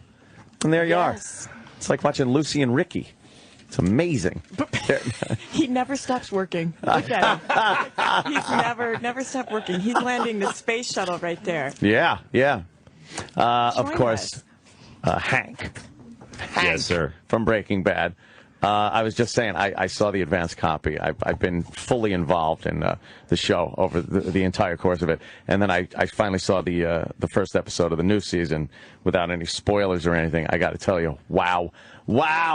I was sitting there just not wanting that screen to go dark and have the credits come up. Because now I got to wait. And the closing scene of that is just, it's brutal. It's subtle brutality. Yeah. Because, Walter gives that a threat. It's a threat. Yeah. I'll say that much. But it's done in that inimitable, quiet style. Yeah. I know. Yeah. And as Hank's wife, what role are you going to play in this? I mean, things are going down. We know from last season, of course, Hank took that dump and picked up that book that pretty much revealed what was going on. And now, what do you mean, what role am I going to... You talk about his dump, and then you ask me what role I'm going to play. Well, I mean, she changed my bedpan in season 4, but... He comes out of the bathroom, and then Marie comes out. She's washing her hands. You go through this series with... you're very naive. What do you mean? I don't know. You're not really willing to accept that something bad's going on. Oh, well, is it that she's not... You just popped my bubble. That's right, baby. You just popped my bubble. I've been popping your bubble for 6 years. I know. It's working. And it's working. It's not that she's naive. She just doesn't know. Yeah, but like you got to... Look at Walt. Yeah. Like, what sister-in-law would be like, You know what I think? I think Walt's a drug kingpin. Look at him in his ugly ass shoes and that sick green car. He's clearly Okay, good point. But you'd think being then I'd married be to paranoid person. a DEA guy, maybe something would rub off, or you'd get a little info, or you stay out of his work. Except when you were getting his rocks. I don't think Marie stays out of anything. Getting my rocks? What? Rocks off? Getting his Pop my rocks bubbles, off. touch my rocks. Minerals, motherfucker. No, you can say that Can here. you say motherfucker? Motherfucker. Fuck you. It's fucking rocks. Fucking minerals. They were minerals, right. Your rocks are here. They're fucking minerals. God damn, Do you it's know so how good many to not times- be on TV and Do you you can know say how many- fuck. I know. All I do, like, for the last, 2 weeks is not say fuck and not say the ending of Breaking Bad. Right. Those are the two things you're not allowed to do. Are we not supposed to say the ending? Oh, Did you already- man. Oh, you can. Wouldn't You're that cool. be No, you're my great? wife. You can say whatever the fuck you Please want. say the ending. Shit. I want to know it, No but one wants then to don't know want to it. know No. it. No. I want to wanna know see it. it. I know. I want to see it happen. You don't want to know it. No. Do you know it? No. Sometimes you Of course guys don't you know it. Oh, yeah, we know. Oh, yeah, it. no, we Well, know. All right. Sometimes you guys come in here from a series and you don't know for No. sure. What are they on? Were they meth? They know. It's This is it. This is the end, and this. It has to be a little. It has to be a little emotional, right? Oh, man, seriously. Yeah. Especially this week. Sorry. What? Yeah. You I have know. some? Did didn't you ask get me for a coffee, anything. Dean? Did you order Yeah. me a coffee? Dean got one. Straight up. Huh? That's straight up. That's how I do my liquor, I'm good, baby. I'm good. Yeah. I'm good. You sure you're good? Yeah, I had a cup of coffee this morning. Oh, you did? Some chocolate with my real husband. Oh, damn. I didn't say that to be mean, but it You sounded got- mean, and I didn't mean it. really I'm mean. married in real life. Oh, off man. the show. You know that, right? This is ruining everything. I'm so ruining sorry. everything. I feel Yeah. like I need to tell you. I'm so sorry. It's a little late, isn't it? Hey, but I'm always thinking. But I'm always thinking about you, baby. You're who I really love. When you play a couple, is there any real attraction there? It's got to be difficult to not feel something if you're playing a married couple. Wait, I feel absolutely nothing. Not me. I feel it all. It's a job. They go cut. I run. I feel it all. No, I miss you so much. In all seriousness, I miss you so much. it was such an amazing thing to have Betsy Brandt play my wife. More than I can tell you. She just added so much. Her inner humanity comes out in the role, and it's such a great thing, because I think it was such a big part of Hank's his own morality. It stemmed. If he wasn't married, he would have broke bad a long time ago. I feel, and I feel like having Betsy play Marie it'll always be just an amazing part of, for me, a memory of the show, because she brought all that to it, and it oh man, just You're awesome. making me cry, Oh Brian. shush. Really, you are. You're going to make me cry. It does seem like the only real true loyalty you have is to the family, to your family. Yeah. And that pretty much holds you from probably, going the way of Walter. Going really bad, and he kind of would just think back. At least I did, as a character, would always, in the kind of crucial moments, and there are some more crucial moments coming up. Oh, damn it. Would always just think back to my wife, and go, all right, that's why I got to be strong, and that's why I got to be the good guy, and go from there. I love that's these true. two. I love being a part of this couple. Yeah. And to do that with you, Yeah. But even from the beginning, I love that they would do anything for each other. Yeah. And in this show where people are just horrible to each other, and Yeah. they decapitate this guy and stick his head on a turtle, and we have this beautiful relationship. Yin yang, I think that's what they call it. In the middle of all that turmoil. I always loved that. And I trouble, always loved that. trouble. I always refer back to a scene where Hank is basically leaving the DEA, and he gets his elevator, and you never see him make a phone call or anything, but somehow his wife just knows that it's a bad day, and she shows up. I'm sorry. When you And she talk shows about up, that, and I remember that, on that day, like this, like a second. And remember, I said, just don't look at me until we do the take.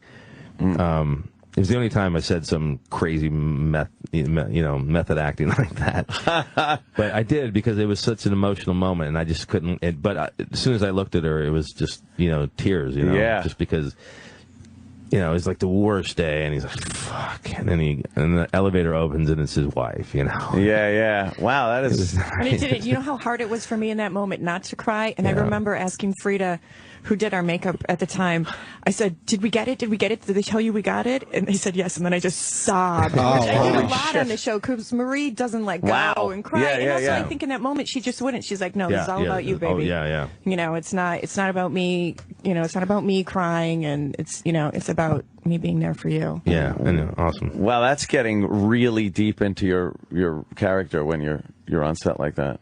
Oh my God. It was so fun. It was fun. I'm gonna miss it. When did you wrap? How long ago? End of March, beginning of April. Really? I honestly don't even know. I feel like I'm in this weird man time zone that I really don't even know. But that sounds right. What he says sounds right.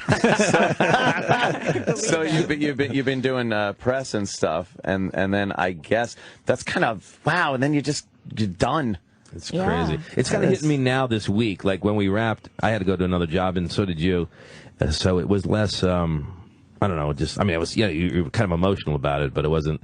This week, though, it's like this kind of final victory tour, you know. And it's like, wait a minute, I'm not going to see these. I thought I was doing better with it than I am. Now that I'm like, wow, last premiere. Wait, what do you mean last?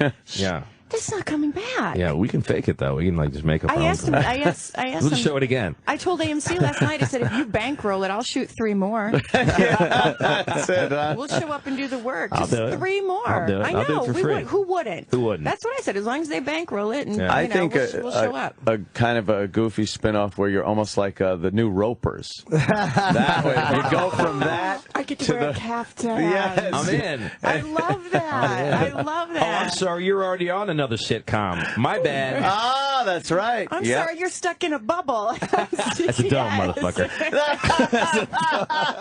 What is that? How do you do that? Dome, man. How do you do that? It's a like when you badass touch dome. it and it gets all weird. Steven Spielberg, man. Oh, you making fun of Steven Spielberg? Is that what you're doing? You want to make fun of Steven Spielberg and his TV show? Yep. How about Stephen King? You want to make fun of him too? No. Okay. No, I'm not making fun of anybody, Dean. I'm just asking about the special effects. I can't watch that show at night. Really? Really, for real, I can't. I told my husband, I'm like, we cannot watch it before we go to bed. Too creepy? I can't. It just freaks me out. It freaks me out to like be trapped in there. It's crazy. Yeah, they're all under there, so it's kind of nice. Oh, I just got a pit feeling in my stomach. A little stomach. microcosm of humanity under the dome. I'm there. But you're stuck. You're all stuck. What you gonna do with all that fuel? fuel?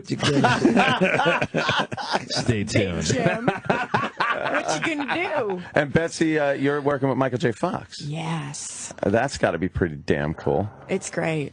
And now it's no Dean Norris. He's no Dean Norris. Okay, thank you. But temper that E. But he's pretty great. Watch it. Yeah. I know. I swear Do you to just God. feel compelled? Domestic violence is like this close. Do you feel compelled to just ask Michael J. Fox Back to the Future questions? Oh, no, I but would just ask him that all the time. But how many DeLoreans were in that one scene? If you think about it, you'd just be like, shut up. No, I don't, but I do feel compelled to go, sha-la-la-la. All right, well, from Family Ties, the theme song, yes. Sha-la-la-la. I hope you can get the rights to that. Otherwise, this whole time is That is pretty good that you two go from Breaking Bad to, other hit shows. Very hit show. Yeah. I mean, come on. Not too shabby. Yeah. Not but too you're going to have to watch your language, though. I didn't know. Yeah, that's another thing. You're good at that. Yeah, I'm pretty. You can't turn to Michael J. Fox and go, what the fuck are you doing? Like, oh, man. That is usually how I talk to people. I think you confused me with my friend Dean Norris. Are you normally more reserved or a little potty mouth? Oh, no, I'm a potty mouth. But I try and keep it in check with my children. Yeah, huh? How old are your kids? 8 and 4.5. Aw, yeah, those are those very formative years where they'll just pick up everything, right? There's that time where you're like, oh, my little boy, when he was a toddler, was like, oh, he's not listening. Yet. He's not talking. And then, like, he spilled his sippy cup and he goes, God damn it! And I told my husband, I said, it's not like he's trying to say fork and he says fuck, which we think is hilarious. Or instead of sit, he says shit, also really funny. There's I plenty said, of this videos is out there. Cursing. And then I posted on my Facebook page, I go, my little boy said, God damn it today. I said, he totally gets that fucking shit from my husband. Gets that fucking shit language from my husband. So a little bit of a potty mouth, yeah. A little bit, but I really try and keep it in check. It's just sometimes there's no better word. Fuck's a great word. Yeah. There's no better word. It is. People should get off their ass about it, too. Right. Like, fuck you, man. It's a fucking great word. We were talking about Breaking Bad and how it's so good to have these networks now that allow real gritty language like that. Because years ago, you had TV shows, detective shows or whatnot, and it just took that edge off of it. Dang it. Yeah. No one would darn it. talk like that. It takes away from the character. Absolutely. Because they would talk like that. Right. Yeah. And the Hank character is great. And for the entire series, you're just like, come on! Although you love Walter, you don't want him getting caught, but you don't want Hank looking like a total idiot. But he doesn't. I mean, no, that's just how it. amazing is that? Great writing. You haven't caught him, and it's so. And you clearly you're smart. Your character is smart. Oh, thank you. Your character is so smart. But he doesn't. Fucking need that. Like, I need that from you. Thanks. Oh, I thought it was really stupid. Thanks for, like... Wow, they do sound married. Damn. I'm not going to tell you you're handsome anymore. Yes, you No, I'm not. How about sexy? No, I'm not. Oh, come on. God, come I on. can't Come help on. it. Yes, you're sexy, Gene Norris. Oh, God damn it. You're so sexy. But seriously, how great is that writing? It is. That you can have this whole cat it's and mouse amazing. thing. It's It works for both of you. Right. I always thought that was really because he got me so close, and it made sense that he didn't quite get it. And he figures out Gus Fring, and he figures out some other things, you know.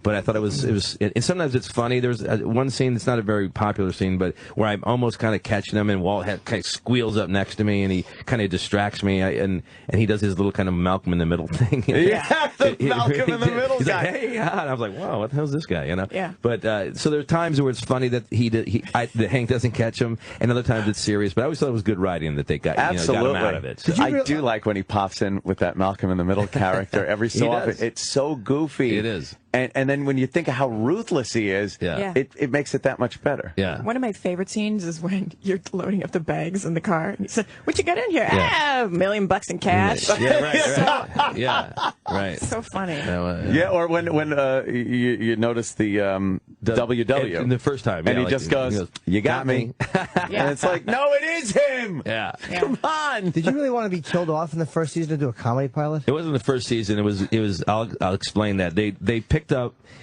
the last season, and it was 16 instead of 13. So we go, okay, great. They're going to shoot all 16, and then we'll be free to do other stuff.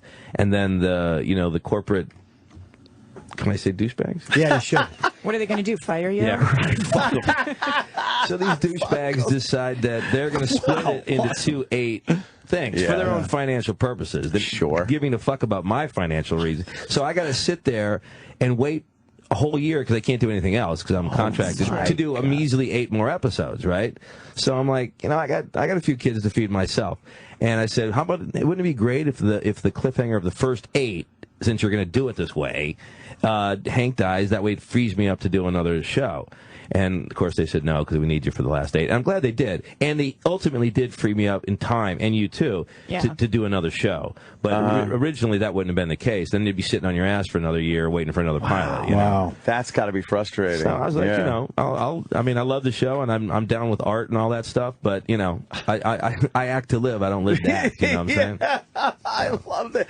You're such an opposite of some of the people we've had come through here. Paid the whole time? I'd do anything. I stood for 4 years in the desert just to do the last 8 episodes of Breaking Bad.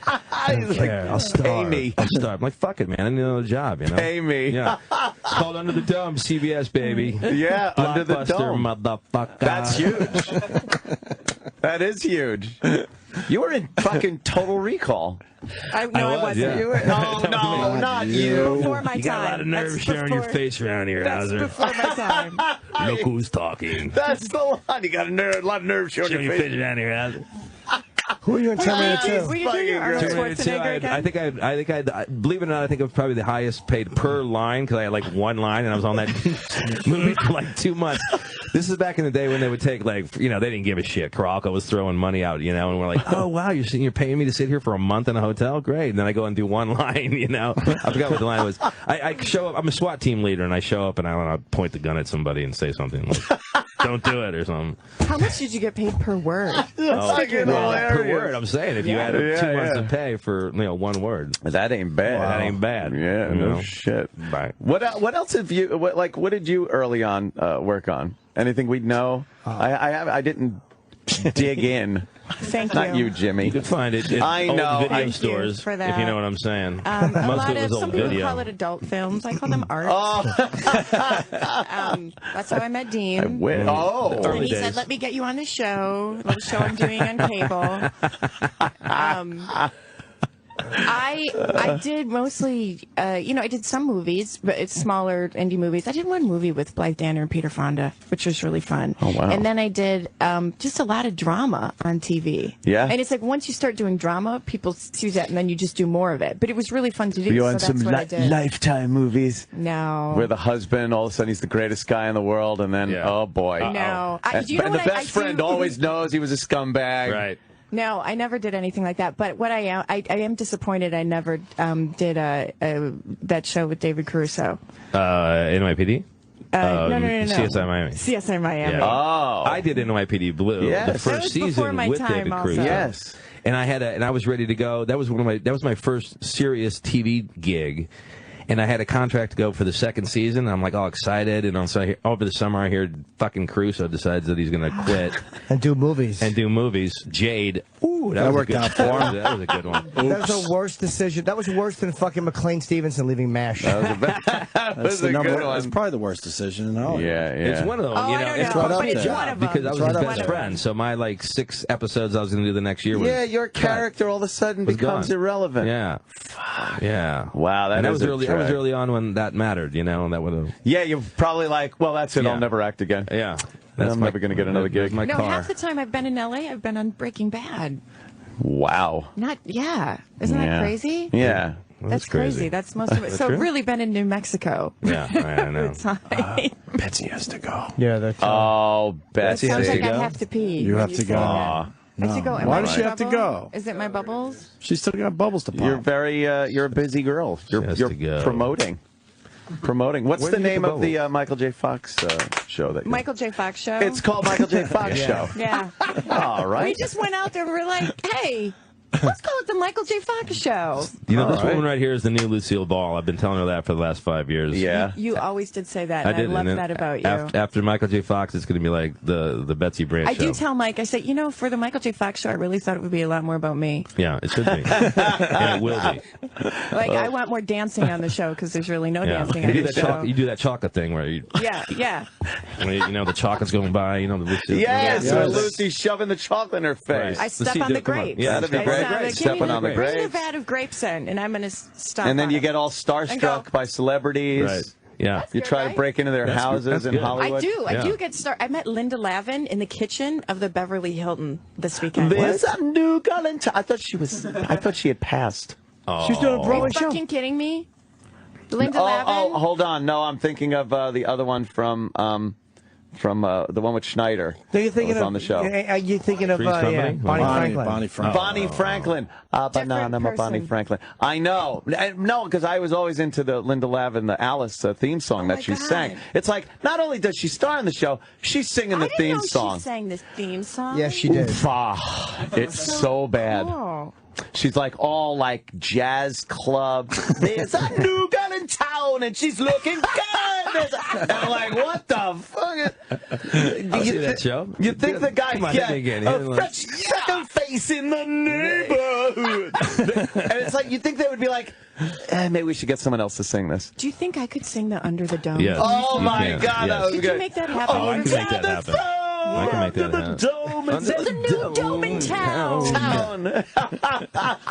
Who indexes the dome so you could see? Is that a...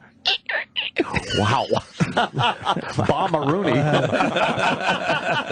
I actually thought that was a serious question. Yeah. No. For a moment, I did. I did too. But that's funny. Thank you. Wait, is there a scene where birds fly into the I dome? like that they have like TVs everywhere, so I can totally now I watch have to TV go. while I'm talking. It's fucking great. She's really got to go. Yeah, that's a funny comment. They're dragging her out of here. Betsy really has to go. But MasterCard is up by $12 fucking dollars. We check our stocks. And there's that guy who Yeah, S&P above Betsy 1,700. Brandt.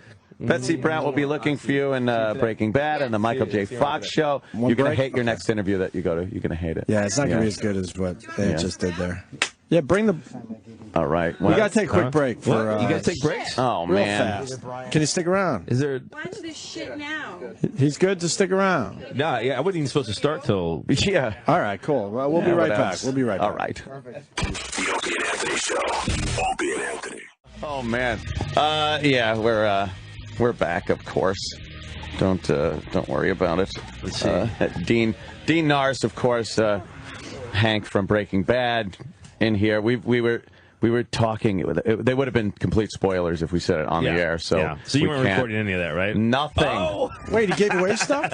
Well, from the first episode that's coming up. When does it air? August 11th. 11th. Yeah. Wow. And that's going to be one of the most watched shows, I think, ever. It's going to be crazy. Huge. Yeah, it's going to be crazy. Everyone I've talked to is just like, oh, man, Breaking Bad, I got to see you. I've got to wait. Nothing's worse than when they cut those seasons in half and you're like, all right, here's 11 months. Sit on it. Have fun, kids. Yeah, exactly. You pricks. Yeah. So, and I watched the first episode, and people were just livid with me. Yeah. You fucking asshole. And then, of course, why don't you put that up on Pirate Bay?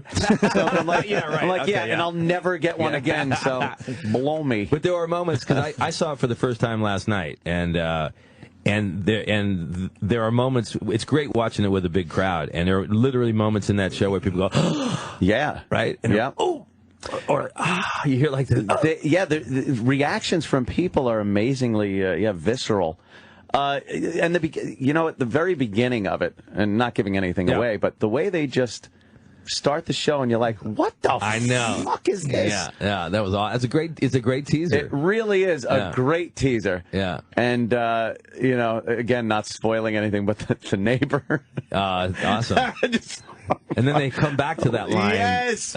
Yeah. It's fantastic. There's a lot of inside talk here. Oh, well, you know what? It's very vague. I think they'll have to watch. Then they'll re-listen to this interview and get what we're talking about. He was talking about I know what I want to ask. That scene. What did you you went to Harvard? What did you go to Harvard for? Because I got in. Let me rephrase that. Yes. Not why did you go to Harvard, but like what was your measure? It's called a concentration in Harvard. Hate to be that guy, but it was called social studies. It was like economics, history, philosophy, and politics, all kind of wrapped into one. And it was great. And you did well? I did, yeah. I was an honors. I was an honor guy. Yeah. Jesus. Yeah. So you went. Why did you? Not the why did you do acting, but did your family go like you probably shouldn't be acting if you graduated with honors from Harvard? You know, all seriousness, I was the first guy to go to college at all from my family. Both my parents didn't go to college, and we came from kind of a lower middle class to lower middle class. So one would think I had the pressure to go into investment banking or be an attorney or something like that. But my parents were cool as all get out, and they were happier in a way that I went in to do something that I wanted to do. So I had complete support of my parents. Yeah. Oh, wow. Great. Yeah. Were you acting in college, or did you start I did a lot of acting in college. It was all extracurricular because they didn't have really any, there wasn't like an acting program or anything like that at Harvard. But I got to work with some really interesting people, like Amy Brenneman was in my year. The directors, like R.J. Cutler and Bill Rausch, who work today in the business, very successful. And I learned the craft. I would do maybe 3 semesters, so 6 a year in terms of plays there, and then learned a lot. The American Repertory Theater was there. and got to work with them a little bit as well. What got you into acting at all? Like, what? I'm a failed musician. I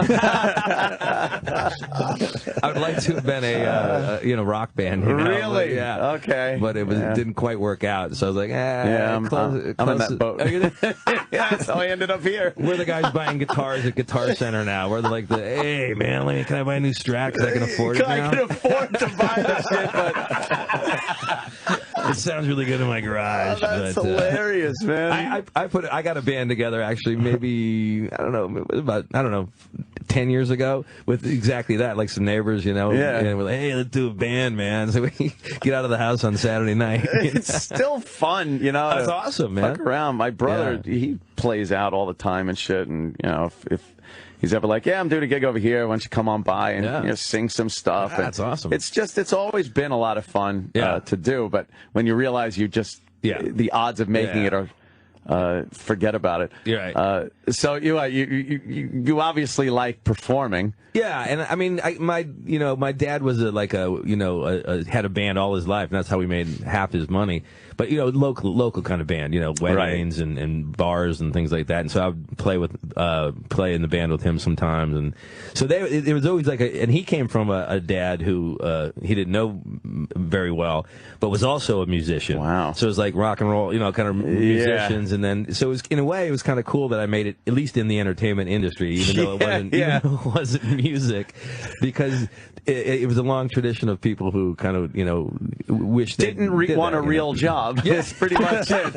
I understand that completely, man. Exactly. Did not want to grow up. Exactly. Where did you grow up? South Bend, Indiana. South Bend. Oh, wow. Bend, okay. So what was there to do around there as a kid? Drink beer. Drink? Yeah. Blue collar kind of. Exactly. Very blue collar.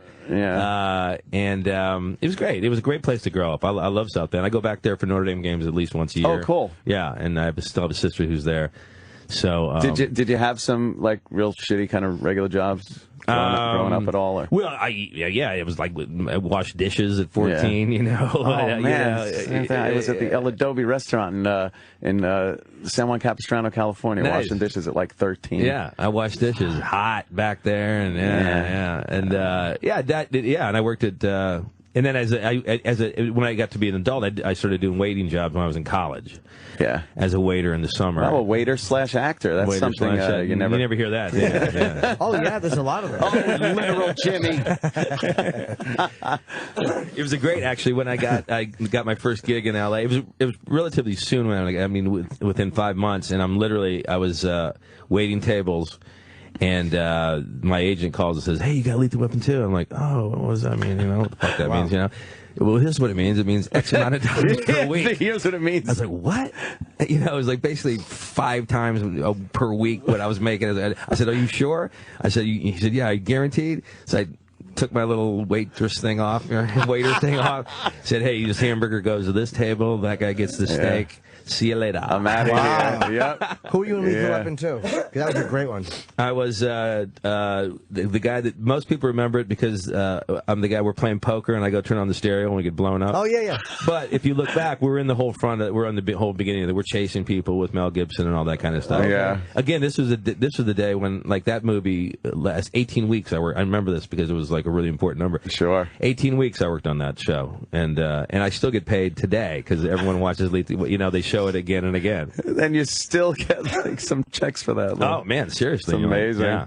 God damn, that must have been pretty good though. Like finally getting a job, being able to walk away from waiting tables. Yeah, especially because the job that paid you enough that you didn't have to, and then the residuals start coming in. And then I did Hard to Kill right after that with, and then I did Total Recall. So I was like, oh, okay, this is all right. Acting's easy. I'm in. I'm in the door. What's everyone complaining about? Man? I did one episode of Lost, almost a kind of a cameo. I did like 2 scenes in it. Yeah. Oh, who did you play in Lost? I don't even fucking remember. Yeah. Some guy who'd lost his son or something, and some guy on Lost was able to try to, I don't know, I was going to see if he can connect me with him in the afterworld or some shit like that. I don't know. One of those Lost fucking storylines. Yeah, I just did it because it was like a classic show. I think I was already on Breaking Bad, and I was like, I just wanted to be on it because it's a classic show. Yeah. So. Actually, the director was a guy named Jack Bender, who is the executive producer and director on Under the Dome now. Oh, okay. Yeah. Oh, really? In fact, these are his. I'm wearing his shoes right now. Why? What the fuck? Yeah. You see those shoes? Yeah, I see there's paint on them. There's paint because he's a painter, and like so he'd always wear them. He's a real legit painter, you know? Right? So he'd always wear them, and he has like a kind of a like scarves and shit. I'm like, fuck that shit, man. So we got drunk one night, and I literally fucking took them like this, and I ripped his shoes off. And I have them to this day. And you wear them. I wear them, yeah. I took his shoes right off his feet. It's amazing they fit. You know, I can't go to a sneaker store and buy fucking comfortable shoes. Yeah, it was Steal kind them of from a amazing. director. I would have worn them anyway if they didn't fit, but they happened to fit, and he kind of struggled, kind of drunkenly went home like barefoot. I gave him my shoes. Did you get to meet Stephen King at all? And hang out and talk to him? Man, how's that? Yeah, that's awesome, man. Yeah. What a great guy he is, and he's a really, really down to earth and funny, and a really good guy. Yeah. He goes Under the Dome. That's his based on baby. his book. Yeah. Although we're deviating from his book, but he's cool about that, and he's down with that. So. I started the book, but I didn't finish. Like, it was great when I got through. I'm just such a bad reader now, but it was fucking excellent when I was. Because you're trying to read like 3-4 books at a clip, and I get none done, and then I just surf pornography. Every time I try to stop jerking off, I'm like, I'm going to start fucking reading. Keep your hands above the table. Right? Right. These computers don't work, do they? Are you? Do you pay attention to any critics on Twitter or Facebook or anywhere else online? I used to, like when Breaking Bad first started, because how am I doing? Yeah, how am I doing? And it just got so much. Just you can't. If you start, I think in immortal words of either Beyonce or Rihanna, somebody never scroll down. There you go. Never scroll down, because there's always something waiting for you. There's always some dickhead who's sitting there jerking off in his fucking basement. Fucking North sucks. Fuck you fuck. In fact, I'm saying that right now to anybody who says shit to me on fucking fuck you. Fuck you. The scroll down's classic. You're so right. Because you get a few, you're like, I think I'm going to scroll a little more. And you always scroll too far. Always. I'm the best actor in the world. Right. Fuck you. It always gets to the... And it negates all the good shit you just read. That's what Ben said. He says he can read like 99 great things, but he'll only remember the one bad one. Shitty one. The one shitty one. Asshole. And you know who this asshole is, just some douchebag who's making shit up. We would talk about this like so many times, whereas like years ago, could you imagine if somebody had to sit down and write a letter, hey, Clark Gable, you suck. Yeah. It had to go in the mail, fucking stamp, mail it. And then it had to go through 15 levels of people. Right. If it ever got to him, it would be a miracle. Right. And now it's like any douchebag can just be like, you suck. Clark sucks. Yeah, great. They're writing that right now. Yeah, somewhere. Leave the guy alone. Yeah, you bastards. What a piss. Well, it's been great to hang out and talk to you, man. You're obviously one of my favorite shows that I watch, and just a great character. And if people, they just don't know what they're in store for. When I saw just that first episode, it sets up for an amazing conclusion of Breaking Bad. Yeah. And I'll tell you what, every one of these 8 is as impactful as the one you saw. Right. It really is. I can't wait. The one after another is like, Are there people that are real close to you that you go, all right, here's what happens? Is there one person that you've told? No. Come on. I swear. That'd be tough. That's crazy. That'd be almost impossible. Not one. Not even my wife. My wife didn't read the scripts this year either. So Does she know not to ask? At this point, it's like a CIA agent. She doesn't want to ask. She wants to watch it too, like everybody else. That's true too. I want to know, but I want to see it. Yeah. The perfect thing would be if I got every episode right now, and just watched it myself and gloated about it. Right. You get people that say like, "Hey man, how does it end?" And then literally like a split second later, they go, "No, I'm just kidding. Don't tell me." Yeah, you don't tell me. Don't tell me. Yeah. So no one really wants to know, and I understand because it's a real joy to watch it unfold. It is. It's one of the most anticipated conclusions of a series ever, I think. And the great thing about it is I think we get to go out going, we ended it correctly. Oh, yeah. Or satisfactorily, I was saying yesterday this show could have gone for a few more years easily without even getting old. Right. But to wrap it up in 5 seasons, with the amazing writing, amazing characters, and just an amazing story arc. You can't lose. Yeah, I mean, really, it's awesome, actually. Yeah. And you're on Under the Dome. When is that on? That's it's on Monday nights at 10. We're on our 6th episode already, and that's just it's a crazy show. It's it's international. We're the #1 show ever in China, U.S. show. Oh, really? Yeah, we're like in 200 countries. It's amazing, man. It's an insane concept. It's an insane concept, but it's like the highest rated show. I think there's only one show higher in like all of network TV. It's crazy. I swear to, I mean, in terms of scripted, I don't know what these reality shows are, but in terms of scripted, definitely. So it's like a whole. And it's great. It's obviously awesome to be on Breaking Bad and the greatness of it and all, but Hollywood, man, you know what they fucking respect? Numbers, motherfucker. Seriously, like you hang out in Hollywood and Breaking Bad, they go, "Oh, we love your show. It's such a great show." Really critically acclaimed. Yeah. Now you're like, "Fuck you! I got fucking 3-3 in the demo, bitch." I love it, Dean. Thanks so much for coming in, man. You're amazing. I love it. Thanks, guys. Thanks. The Opie and Anthony Show on Sirius XM.